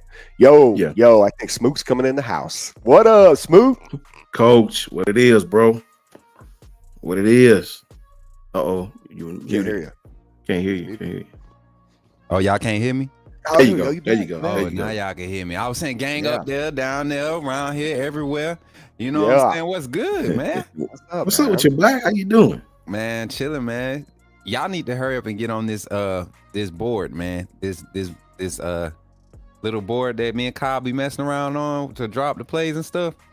Okay. Man, he's supposed to show me how to do it. I'm with that, bro. Man, this junk like clip art. Y'all remember the Paint app on Yeah. computer class? Yeah, That's what it little is. pencil when you take it. Yeah, that's cool. that's all it is. It ain't nothing crazy. Once you play around with about 20 minutes, you're gonna be. Man, I was watching the Washington run offense. I'm sorry, I had to come tell y'all before y'all got off. I was watching the zone run game design. Oh my god. Oh, did you see the post corners? Did you see the picking on the safeties though? Man, listen. Multiple plays like that. I mean, it seems like every play is designed to make safety move off the hash every time. X. Yep. No passing concept, no play allows the safety to sit on the hash. Like that's what's crazy. No play. I was about to say passing concepts, but no play because 65 to 70% of your snaps gonna be pre-snap motion. Facts. Somebody gotta move. Somebody gotta follow and flow, or somebody gotta shift. Like something gotta move, or you giving us the play we want. Like I love it. Oh Man. my god, I love it because the QB knows you reading that safety. I love that. Exactly. That's where his read starts. It's not in the trenches no more. The offensive line have their own responsibility to sort that out. They communicate back to the quarterback what we got, and he's like, boom, okay, I got to beat my man from the left. So where's this safety sliding to off the snap? Oh, that's where he going? Right out here. Oh, he on my back. Let me go ahead and take off. Or every time, bro. Or you know, play action coming every time. Man, this junk got me excited, bro. Look, I broke down a play with Kyle, and Kyle, it was Kyle was drawing as I was telling him, and I loved it, man. I watched a couple of their plays, but I got stuck on this one play, man, because I couldn't believe how they ran it, man. I couldn't believe the blocking scheme. Like the double post at the safety. That's the one you was talking about. Yeah, man, they made him make a decision, and I was like, okay, well, I've seen that before. But when I watched it again, it was crazy because they rolled the quarterback out, play side, but the center peeled back and picked up the DN, tight end chips him, releases across the formation. I was like, whoa, that's crazy, what I mean? Linebackers' feet is insane, right? You're not limiting him to keep his eyes downfield either. You're not making him beat on that and not see what's in front of him. You giving him that relief in front of his face. The tight end. Facts. You know what it made me say, Smoke? You know what it made me say, Miro? Where the hell was this with our offense? You know what I'm saying? Chad, I'm on one tonight. I ain't gonna lie. Like, for real, watching this offense, Miro, you know what I'm talking about, man. We was about to get into it yesterday, but Jesus Christ, man. It's wild. And what's beautiful too, and I will say this, and this is why it's going to be so I'm at a point now where I'm like, dude, I'm tired of telling everyone how good Milroe is going to be because everyone's going to see this development really come out because this offense it's for your natural eye, right? So you don't necessarily need to go through and train your progression anymore because everything comes into your line of sight, right? It's layered in a way that like it allows you to see the safety and see these routes develop. And the best part too is that's why this Brailsford like transferring in is so beautiful because guess what he doesn't have to communicate with? The line. Brailsford does it for him. And that was, I mean, people keep talking about he ain't big enough. The kid literally held his own against Michigan. And you don't got to be big playing center. You don't got to be big playing center. If we want to see an explosive offense, our offensive linemen have to be able to move in space. They have to get out of their stance and get in space. I guarantee you, Tyler Booker won't show up to the fall kickoff. I bet Tyler Booker be down to 315. I bet you do too. Yeah, you won't see no 340, no 335 max, 325 max with Tyler Booker because he's with the size he is right now. What 360? Wait, 350, something like that. 360, something like that. Yeah, he's pretty athletic for that size, but you could tell it's too much. That's too much to be. But you get him down to 325, I mean, even him 330, half of what he can, a little bit, 30 pounds off of what he carrying now. Yeah, you good? Yeah. Leave him at guard too. Leave him at guard if you're gonna do that. Leave him at guard. I would love to see him. You know the double guard pull when they crash down with the tackles. Oh my God! I would love to see him and Roberts pulling to the right, and maybe Robbie Oots lined up at tight end out there the H back. Imagine them three out in space, creating a lane for a pitch out. Man, come on, bro. This Caleb DeBoer. They about to go crazy with this offense. I'm just letting y'all know. Right. Look, I'll tell you this. I'll tell you what his offense taught me. Playing running back. You see things, but I'm gonna Smook is the receiver. I'm the running back. But I'm gonna tell you receiver wise what his offense taught me. We all know meshes is really they're man beaters, right? Meshes is for they're man beaters. He taught me that you can consistently run meshes versus zone by having the wide receiver find space and squat. Attack the space, the space, not necessarily the defensive back, right? So I was like, wow, man. Let's pull it up. Let's pull it up. Y'all staying on. Let me tell you this real quick too. Y'all ain't got no choice. You saw that, right? So with like McMillan and Polk, right? This was what was so beautiful is these guys would create this again. What it comes down to, it's a vertical stretch with a horizontal push to the outside. Facts, right? exactly. The middle of the field space. It opens up, and then you're going to drop this dude in, who now gets to just feel it based on where the drop is for the linebackers. Yeah, and here's where I'll do a little thing for you guys and just transition back. This is what's beautiful about the 4-2-5. It's because when you have those three safeties, right? Technically, I was just setting it up, man. Holy shit! Put it that way. I mean, the type of flexibility, even with just jumping to the defense side, the type of flexibility you have with the way this 4-2-5 is set up with your alignment. Think about it. If you having a lot of man problems, you can go ahead and walk your rover down in there, shade your safety, and still have your athletic husky backside and your overhang. With all this responsibility, natural responsibility still here. And the corner just securing the edge, you got your strong. I mean, you could flip, make it a weak side over here, bring your strong side guy here. I mean, you could just move people around with personnel in this 4-2-5, and you don't have to do full group changes like you did last year with Coach Saban and his style of defense. Like the flexibility, the range of covering, like the basic concepts you have on the perimeter for young corners right now, young talented corners, you're telling them to basically go up and secure the perimeter, don't get beat deep, lock in, don't cross the hash, make sure you know to communicate who you're communicating and passing off to, knowing your inside relief. Come on, man. That's simple stuff they learning already in high school. It is. Yeah, I will admit the 4-2-5 had to grow on me. You know what I mean? It had to grow on me.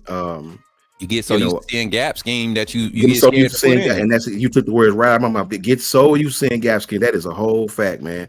And I think I got lulled to sleep with that. You know what I mean?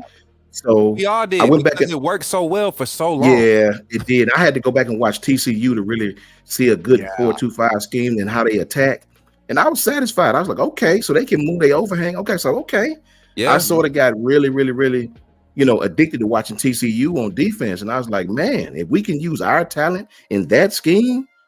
Listen, I want y'all to look at the type of linebackers that early in this staff's era, the type of linebackers, edge guys that they're recruiting. All these guys that they're recruiting are speed guys. They get out in space well, and they get skinny on their pass rush. Go look at what Noah Carter and QB Reese were doing on their highlight films. Them guys get skinny. The kid Jason Orankro from Germany. Look how he does in the three technique. I mean, like the kid comes out crazy, right? Because then you have and this is one of the best parts too, and you can see it, and hence we go back to why he's retaining these coaches. Why does he put Roach in a position that he puts him in? Because he wants that D line because of that anchor. Because your nose tackle, right?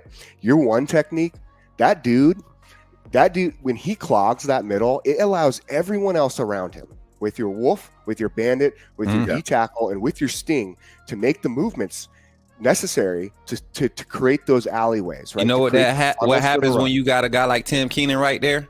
And a guy like Jaheim Otis following him up, you know what happens? You demand double teams, and you can't double team both all three of those gaps. You can't. It's not sound protection on no type of scheme. Now, if you're crashing, you're washing everything to the side, that might make sense. But you're talking about pass pro all game with guys like Tim Keenan, Jaheim Otis. You got Big Curtis Perry coming in, getting in rotation there. Tim Smith might rotate and be your small tackle in there sometimes. I mean, I just keep calling names. You Isaiah Fager mess around and get that young man on the field. Come on now. Those are records. Out of here, Smoot. Let me say this, not to go back to the offense or nothing, but I watched the New England Patriots offense when they had Tom his last couple of years, and just like Caleb DeBoer, man, they run a lot of mesh concepts out of condensed routes or bunches. You know what I'm saying? We call it double squeeze. A lot of screen passes, a lot of short throws, mesh concepts, sort of vertical play action. So, bro, if you put Alabama in that scheme with the athletes we have, it reminds me, not that it was the same scheme or anything, but principle-wise, it reminds me of when we had Devontae, Judy, and Waddle. You had to defend everybody. Like you couldn't just take one player away and be happy with that and have success. You had to defend every freaking body. And that's what I want to get back to, man. That's what I want to get back to. You know, like you just talked about condensing, maximizing condensed space.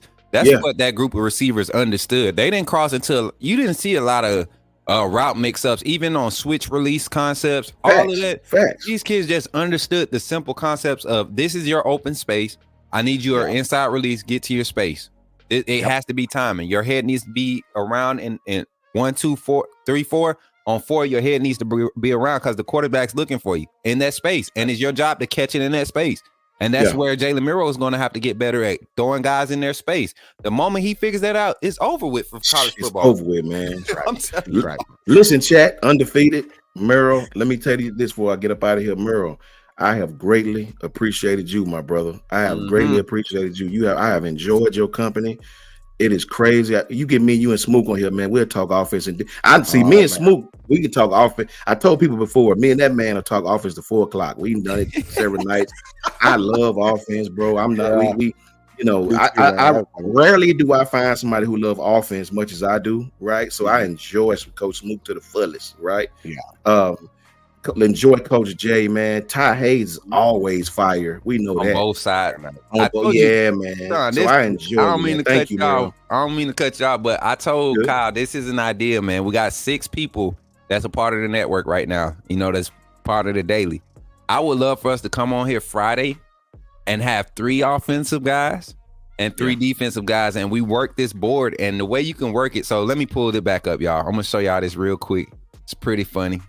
I think it'll be a good idea, very entertaining for y'all. So the way we could work this board, there's so many different sections on this board that we could get on, and like everybody could be on here at the same time and be drawing up plays. And so what'll happen is, let's say for instance, it'll be this is Kyle's play, right? Yeah. I just bring Kyle's play, and he run this play up against my defense, and we talk about how Alabama would run this play against this setup of defense, and then we talk about how Alabama, the new 4-2-5, will defend. If we did a show full of that, we get 6 plays in, man. These folks will go crazy in here. These folks will go crazy in here. Well, that's great. And I gotta say, man, like real quick too, is like Coach Sean, man, it's been an honor to be on tonight with you, man. It's been so great. I love coming on with all of you guys. It's so fun because everyone has a different take, a different perspective. And man, and I don't know, Smook, if you caught us earlier, man, we were rolling through these subjects. We got some good points, Chad. I hope you guys love that and recorded it and send it to your family because dang, it was some good stuff tonight. I had a blast, Coach Sean. So man. I was tuning in. No problem, bro. Thank you. Yeah, I know Smook was probably kick back watching, man. So I try to, get it. I'll be ready for him to act up, y'all. I'll be ready for him. Hey, I love it, bro. I love it. Thank you to Muriel. Thank you for the undefeated, man. You guys are awesome as always. Roll Tide. I'll tap in with you tomorrow. I'm sure all of us will be back in with you tomorrow. Really, really, really respect Muriel's takes, man. Do a great job. Coach Smook always do an awesome job. Coach Jay's back in the house. He hopped back in like he never left. Back like he never left. No glasses and all. No glasses. And tie is tied. You know how that go. Bama tie is tied. Shout out to Kyle. Shout out to Lady T. And I'll catch you guys tomorrow, Mel and Coach Smook, man. All right, bro. All right, roll tide to you all. Breaking stuff over here. Roll tide, all right, man. Smook. I'll let you do your thing, man. Like I appreciate you, man. I love that concept. That's a great idea. It's gonna change the game. I'm boldly saying we did it first. I promise you, we did it first. Chat, make sure undefeated. Make sure y'all know y'all was here. We did it first. We did it first because they gon' we're what they call it. We're a virus right now. The undefeated is a virus. You got people talking about the undefeated on Twitter, and I've never seen them comment in here. So y'all need to go out there and start G-checking folks undefeated. They out there false claiming. That's right. You know what, too? When NCAA video games comes out, we'll just do a screen recording of it all. How about that? So, I do. So this is something that we already got in the works. This is kind of what some of the people in the chat know me for. I used to do a live game simulation preview. Oh, you like it? Okay. On Friday nights before the game, and the way that we set it up and play is so realistic. It has a realistic feel. I make realistic play calls. We had guest coordinators come in on Discord and be on the camera. I had a little booth set up. It's funny, man, but it's realistic. People really get uptight about it. So I can't wait till we do start this next season. I guarantee it's gonna be a hit over here. I know they're gonna love that.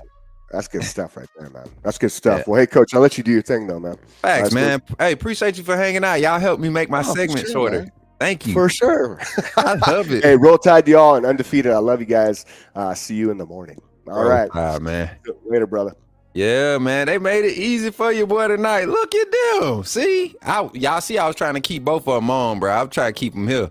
I don't be trying to be on here by myself all the time. Y'all, between trying to do the content and doing this, it's hard, and trying to stay up with recruits, man, all that stuff, it's hard, but I'm grinding. This is what I asked for. And guess what else I asked for? I asked for them emotes in the chat. Let's go. Let's go. Let me bust that meat. Let me bust that meat. Let me bust that speak. Let me bust that. Let me bust that meat. Let me bust that speak. Oh, what's good? Y'all turn up one time. Sean in the chat. Kaylin in the chat. Tink in the chat. Hey, Tink, let me tell y'all real quick. I gotta mute real quick. I want to shout out one special viewer just for today. You know, I'm probably gonna start doing this more often. I want to shout out one special viewer, y'all. My guy Tink sent me a email, and it's personal. I won't share it with y'all, but just know, Tink, that provided so much encouragement for me today. Like, for real, man. Today, it really did. Like,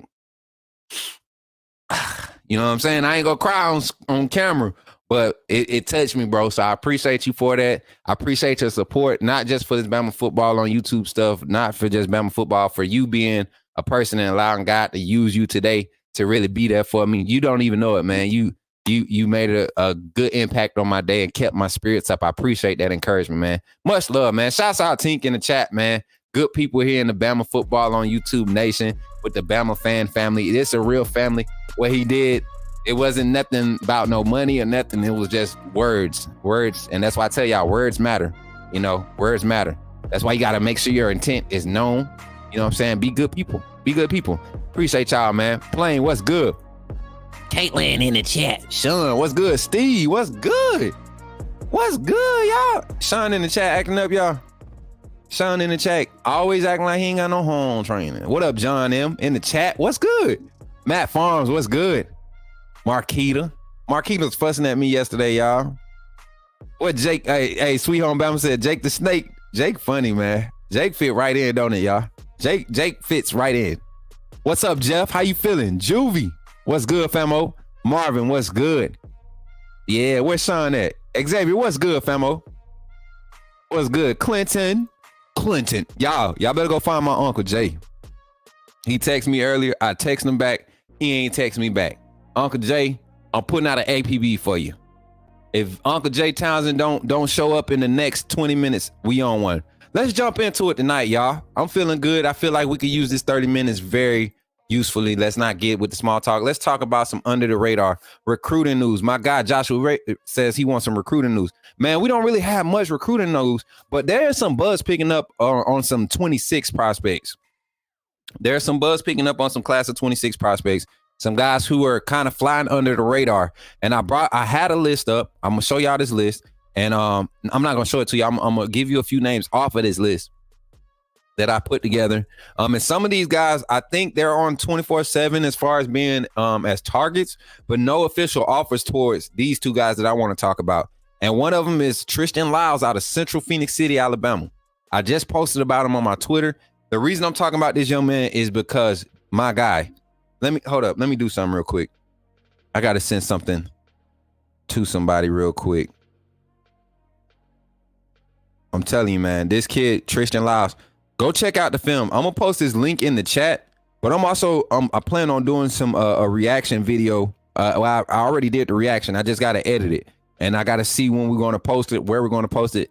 I really want to put it on here because this is where I'm kind of introducing him to you all at, and that's what I want to do for the channel. I think y'all enjoy his film. I think y'all enjoy the reactions that I had to it, and it's a good vibe, man. The kid is solid though.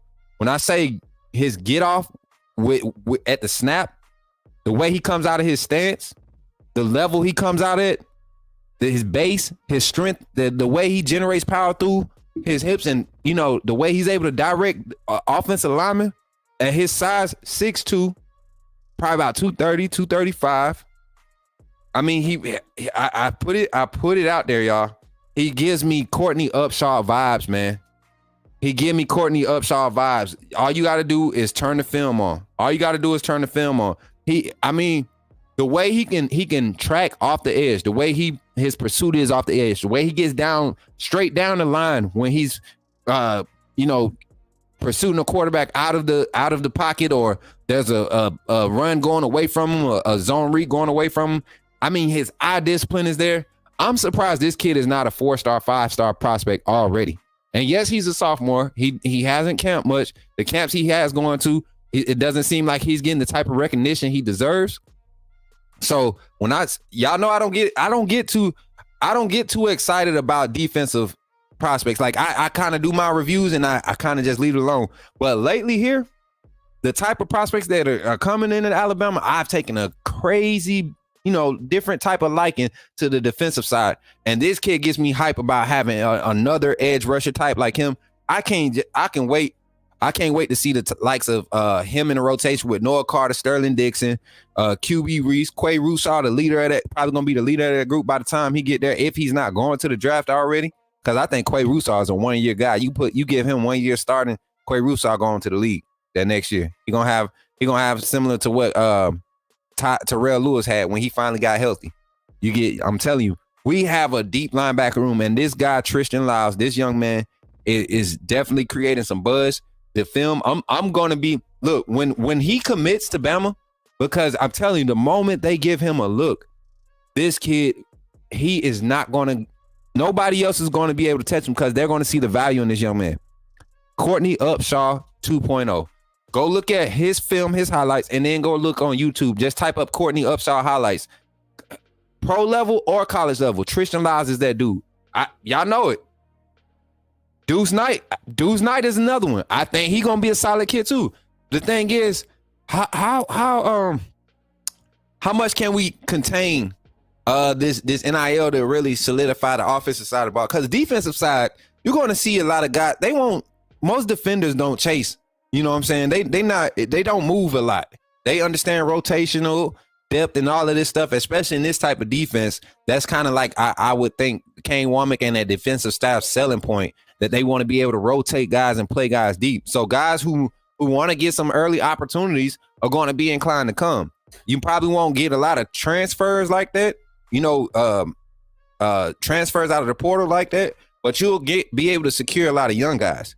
Jalen Mbakwe, Zay Mincy, Xavier Brown, Peyton Woodard, Dre Kirkpatrick, Rodarius Morgan, all those guys might see minutes this year, like meaningful minutes, meaningful playing time. It's a spot on the field that is very scarce right now. So it wouldn't be crazy to see those guys rotating in a rotational basis or have different formations that's made for them. You might have 2 dime corners and then you might have 2 base corners. You get what I'm saying? Like, you might rotate. Some guys might be pass concept savvy. Some guys might be more rounded on, everything else, can give you good levels on all 3 levels.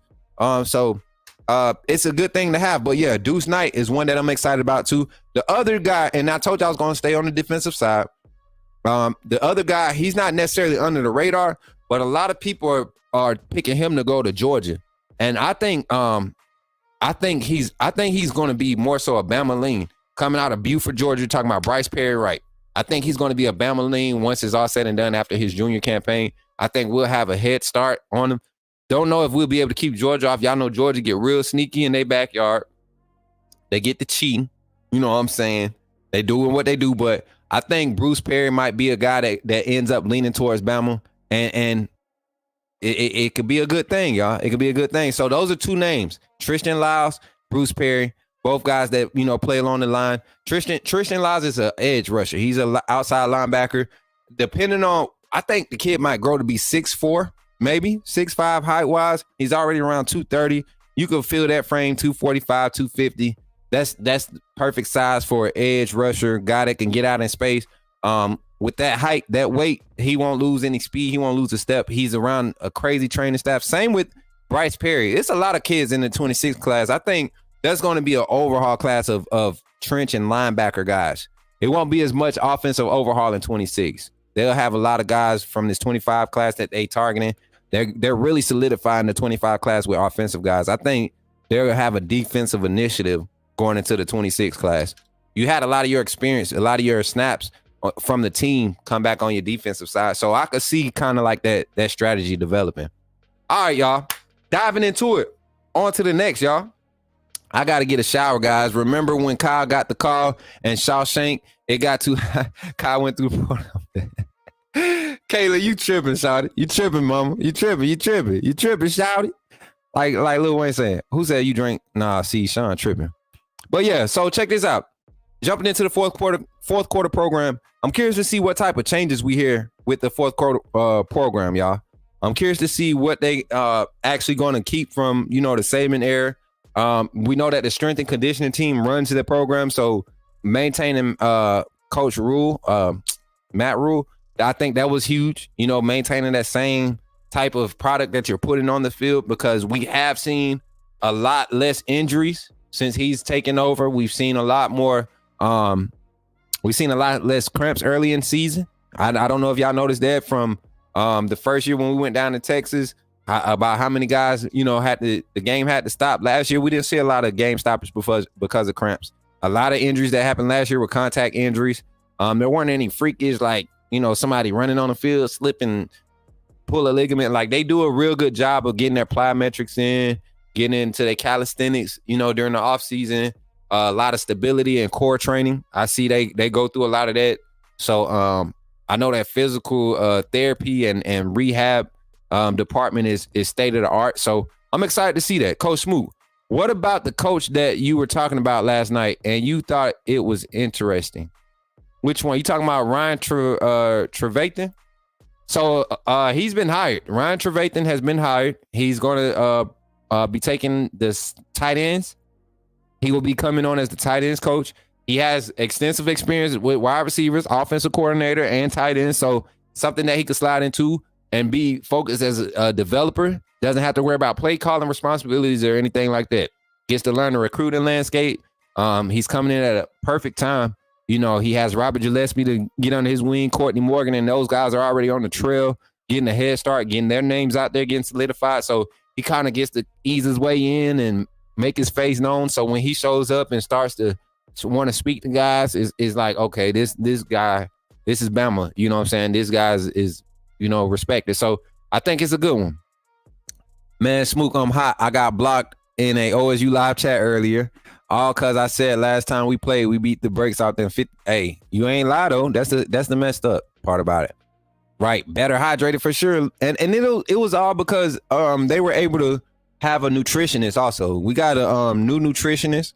I think they hired a new like director of nutrition, whatever the title is. And I'm not sure where they came from. So it's going to be interesting to see what changes about this whole new era. The fourth quarter program is one that I'm excited to see though continue to be a tradition at Alabama. I mean, and what's important about the fourth quarter program is the fact that this is the stage where your position coaches are going to be in and out. They're not going to be necessarily fully engaged talking to the players. They're going to be in and out, kind of evaluating from afar. But your grad assistants, all your off-field guys, all your practice guys that help with the equipment, or analysts, QCs, all of those guys will be actively engaged. And they're going to be providing, you know, feedback to the position coaches about players' work ethic, who's showing up on time, who's showing up early, who's staying after to get extra work, who's going to treatment, who's showing up on treatment on time, who's getting into their playbooks. Amir. Oh, never mind. I thought I heard somebody at the door. But yeah, all of that stuff matters. All of that stuff matters during these the fourth quarter program, and it's going to be a stage of evaluation going into spring ball, because with this new staff, they don't have a depth chart right now. They're coming in with fresh eyes, and a lot of what they put out there is going to be based off of, hey, this left tackle outworked this guy. You know, he's a junior. He's proven that he wants to be a leader. Boom. You know, this is Tyler Booker. Very well spoken. We watched the film. He's definitely a leader on the field. You know, we got at right guard, we got Jaden Roberts, another staple on this line. Like, that's what they're going to say. And Coach Roach and Coach Gillespie, they're going to have a lot of, you know, input with these initial starting lineups. So I'm curious to see how much they really mix it up and put guys on notice. You know, at what spots are they going to say, okay, the two freshmen are going right there. You know, we're going to put a freshman on this first lineup and see if Kobe Prentice is really locked in. You know, we're gonna put Jeremy Bernard and start him at the X instead of have Jalen Hale there. We're just gonna test mentalities here, and I want that to happen. Stuff like that needs to happen if you want to really set the tone. You got to test guys' mentality, see what their motive is, see what the real overall goal is for them at the end of the day. Are they about self or are they about team? Are they about learning this new offense so that they can be successful and reach the goals that they want to reach, or are they about self? That's what the fourth quarter program going to expose. It's going to bring out a lot of that. And you know what's good about that, chat? You get a head start on learning guys, you know, who you can put in pressure situations, who you can count on to do their job. You start getting a head start on that aspect. So I'm excited to see that. So we kind of did some chalk talk already. Not going to waste our time on that. We got 15 minutes. Let's get into some reality of reach, y'all. Reality of reach. Well, you know what? Let's do chalk talk. Let's do some chalk talk, and we'll I want to design this run game, y'all. I want to show y'all this run game and how Kalen DeBoer and this zone read run game is going to work. Justice Haynes is probably going to average 6 to 8 yards per carry against 3-man fronts, and against 4-man fronts, anytime he has a lane to bounce it outside or jump a gap. It's gonna get ugly. So let's do it. We're gonna go against we're gonna set it up for like a true 3-man front, because we see a lot of 3-3-5 at this level. So we're gonna have alignment set up like a true 3-3-5. All right.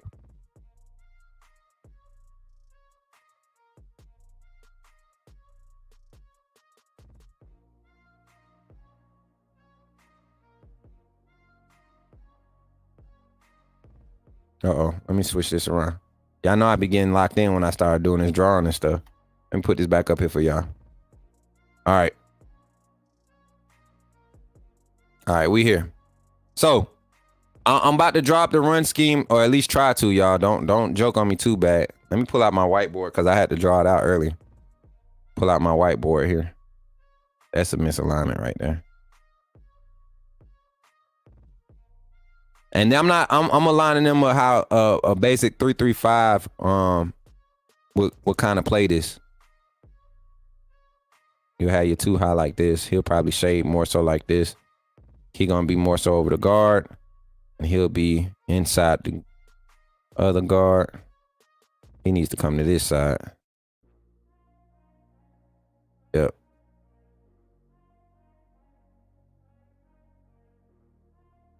Yep. That looks right. That's how I would want my guys to align. Got the safety top overhead here. Yeah, that's how we would align it. Got run support here. You got run support here on this edge here. Okay, yeah. I'm aligning it right. I'm just making sure we got everything covered. Boom. So check this out. We're talking about Alabama's run offense, zone read. All right. This is how is basically designed, and all the blocking schemes, whether it's a 3-man front, 4-man front, they apply the same concepts, and it's all about reaching, right? And in order to be able to do this, you have to be on time, you have to be patient as a running back, and you have to create pre-snap movement to make linemen and linebackers less aggressive. Now, one thing about this, chat, is when these guys are reaching, they're not taught to just, like you see a lot of bad technique from our offensive line last year when they had to reach and cover gaps.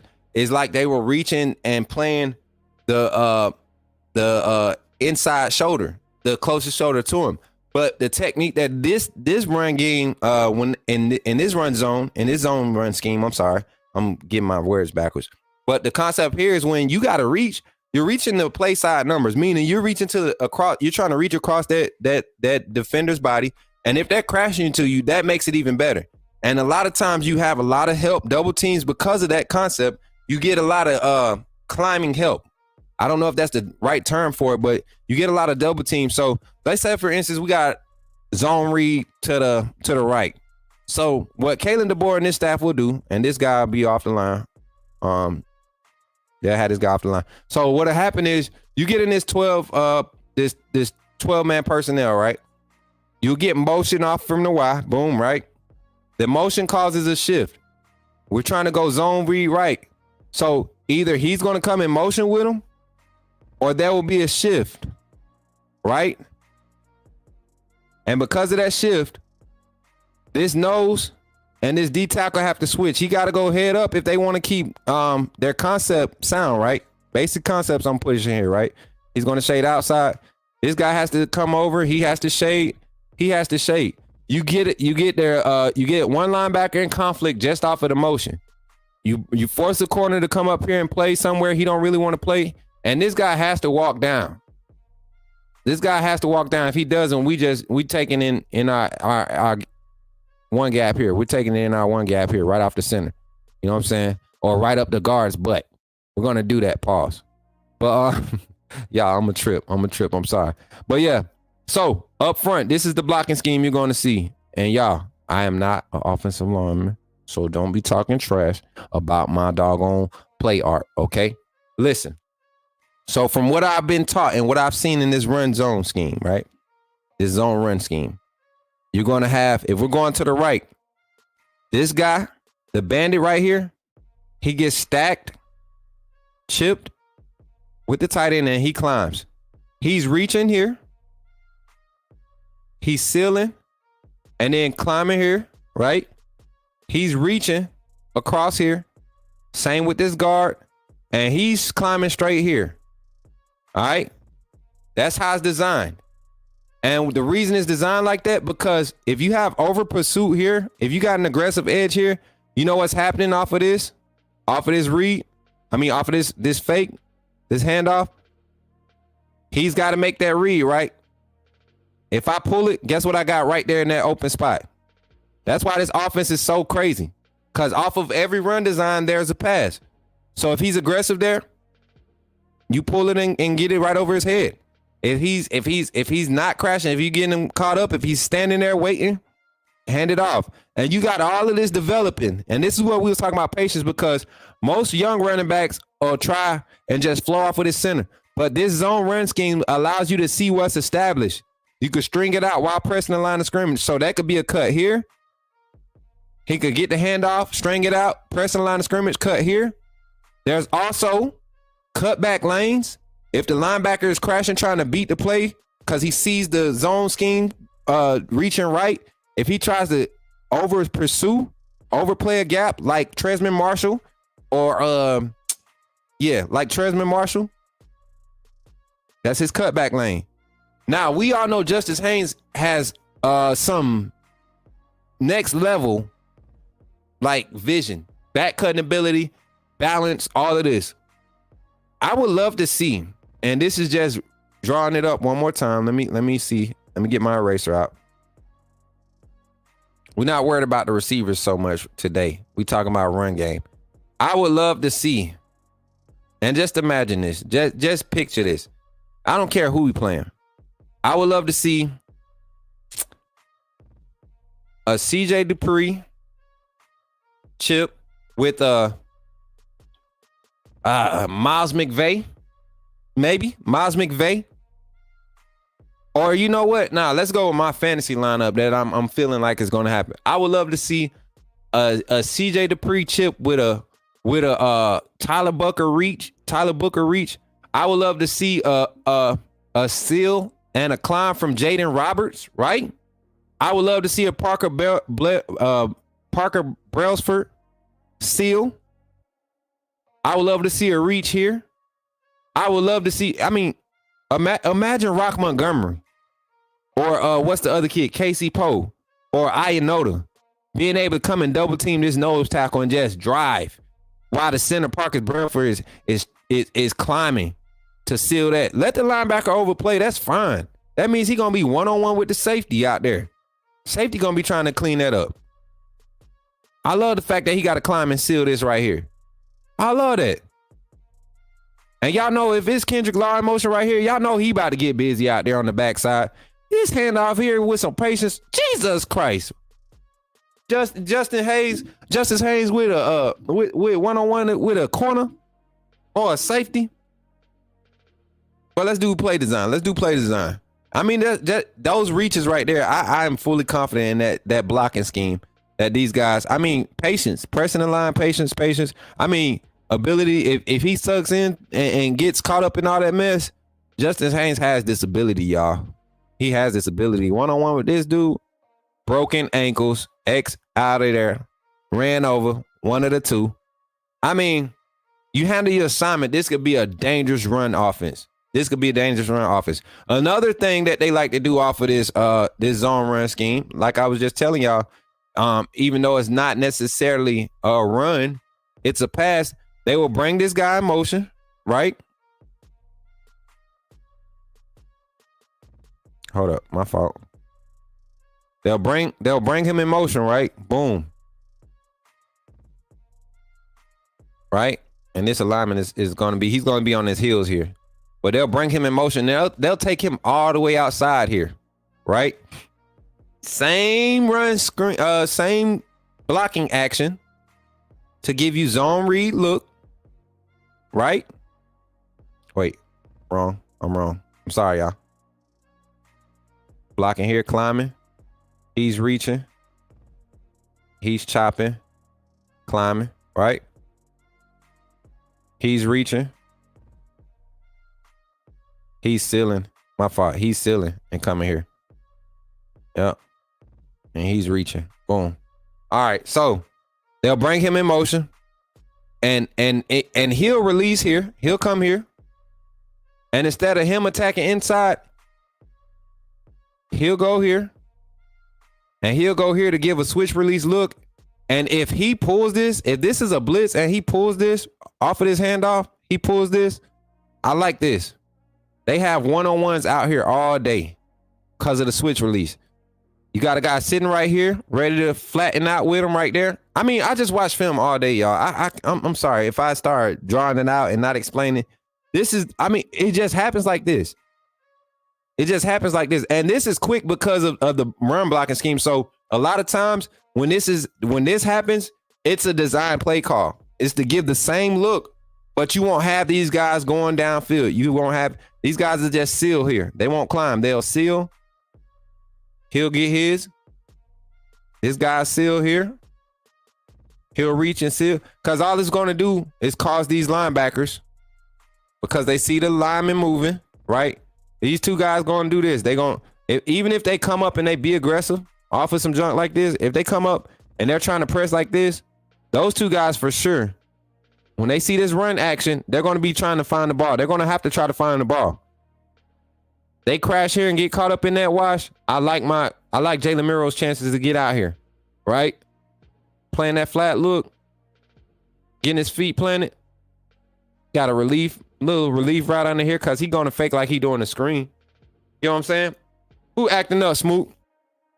Spitting. I'm going to rewind this and listen again. No cap. Y'all acting up in the chat. Look, man, we look, I know how y'all get late at night, you know what I'm saying? But this is going to be clipped out, and we're going to start doing a lot more of this analysis on the back end there for y'all, all our fan funders that get in and check out the videos that we post. Reality or reach, though. Let's get into it. We got about 5 more minutes before I get up out of here, y'all. Reality or reach. In that zone run scheme, and the way that just the first phase of how we're going to see this run game implemented, we asked this the other day. I think this was yesterday we asked this. But let's talk about it today. Run game. Reality or reach. Justice Haynes. And what was the number I gave him yesterday? 1,100? I think I said 1,100, right? Let's talk about it again. Justice Haynes, 1,100 this year on the ground, not total yards, on the ground, rushing yards for the season total, 1,100 plus. Reality or reach? Talk to me. Looking at that run scheme, thinking about Jaden Roberts and Tyler Booker being able to climb, them double teams.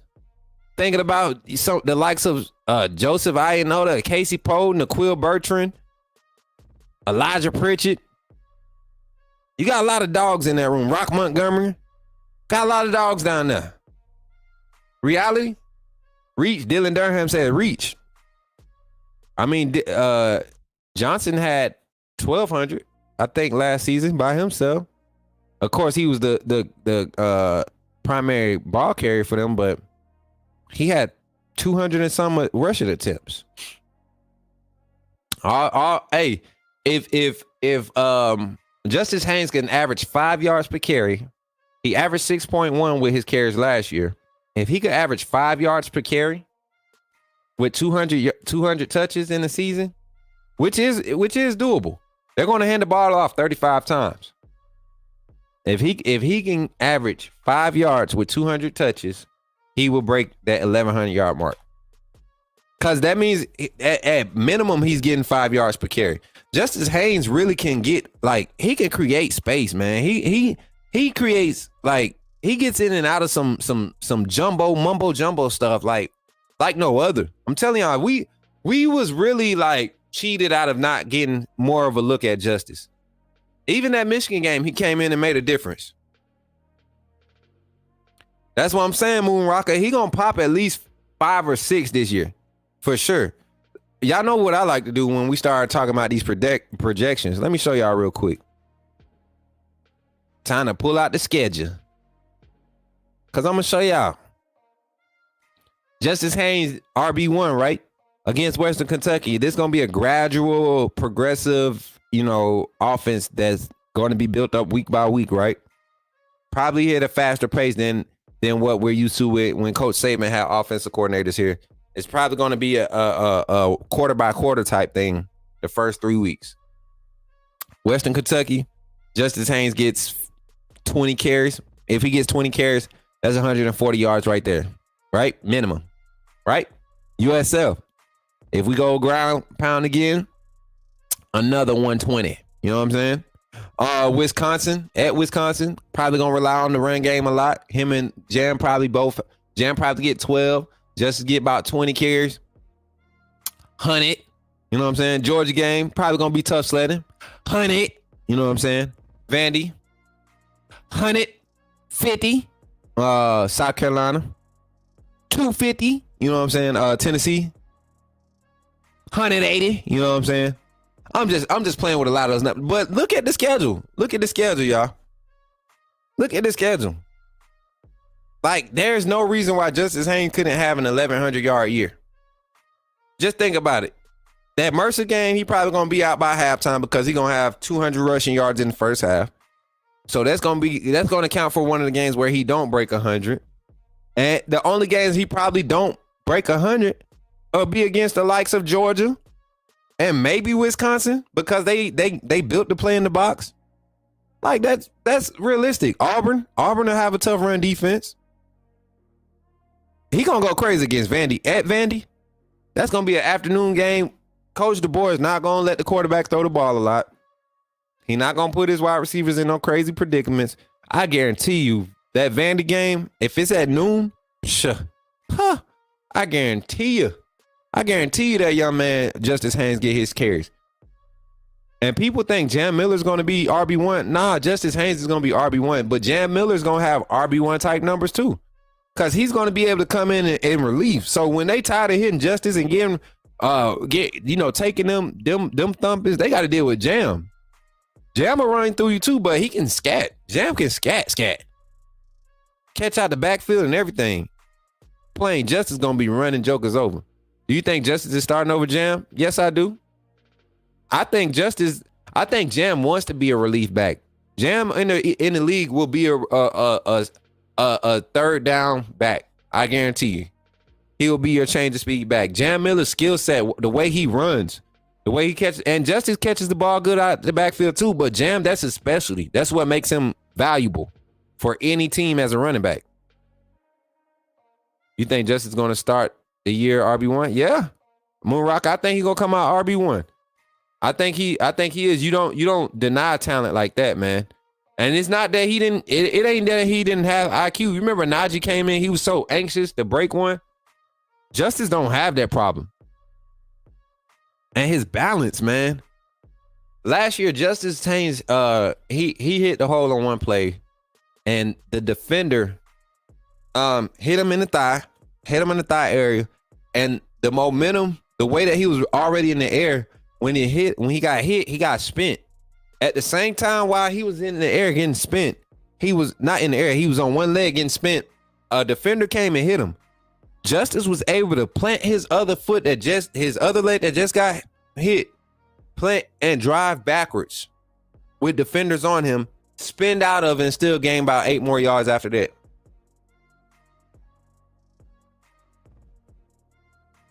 That's balance, man. His ability to keep his balance, like when running backs trip and they use their hands to keep. Justice Haynes, like, he got some crazy core strength. He does all this core exercises and stability lifting and stuff. Like, the kid is different, man. He is different. So yes, I really do think that's a real reality with Justice Haynes. Before he leaves, Justice Haynes will have like a 1,500 yard rushing season. His second year as a starter, he will go crazy. Barring injuries, knock on wood, you know what I'm saying? Prayers up for all the players. Barring injuries, man, that kid will historic. Trust me. He will be, if he doesn't have a strong Heisman campaign, doesn't win it, he'll have a strong campaign. It'll have to be a quarterback stealing it from him. Trust me. Justice, Jam, and Young, all three of them gonna be solid, man. I'm just saying right now, for where Justice is right now, he is gonna be the cattle horse. Richard Young is gonna be the guy next year too. He's gonna have his opportunity. I think Young might stay an extra year to be the premier guy, while Hill and Riley transition into the next two back 1-2 punch. And then it's gonna be some 26 guys we're gonna talk about later tomorrow about some running backs in that 26 class. Alvin Henderson, you know what I'm saying? I like that kid too. So with that being said, y'all, remember. Lord have mercy. Boy, I thought I forgot the doggone thing for a second. Remember, fan funders, y'all, become a fan funder if you haven't already. Go check out the link. It's a hyperlink at the top of the chat. You click on that bad boy, it take you to the fan funder link. You could get in that mug for $2.99. The admission to get in the fan funders club is $2.99.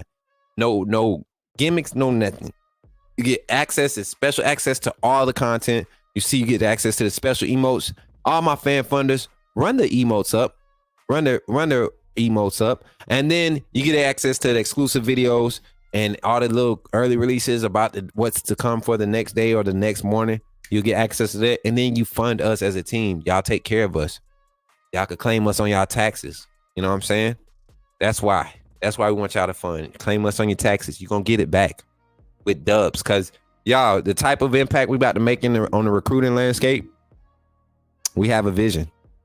And I think we're going to see a different vibe come towards this channel over the next few months. The summer's going to be beautiful to us. Trust me. When I touch down in Tuscaloosa, it's on and popping. I'm not wasting no time. Straight grind mode, boots on the ground. I'm going to sit in classrooms. You know what I'm saying? With players, I'm going to be in class with who y'all want me to go to class with? Y'all want me to go to World Economics with Jalen Mbakwe? Huh? Y'all want me to pull up on Ryan Williams and physiology? You know what I'm saying? You want me to pull up on Malachi Moore in golf? You know what I'm saying? Because y'all know that boy done graduated. Him and Jalen, they just going to be taking home ec and stuff. They last year playing. They going to be focused on football.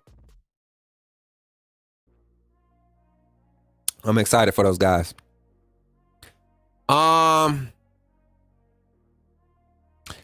Caleb Taylor.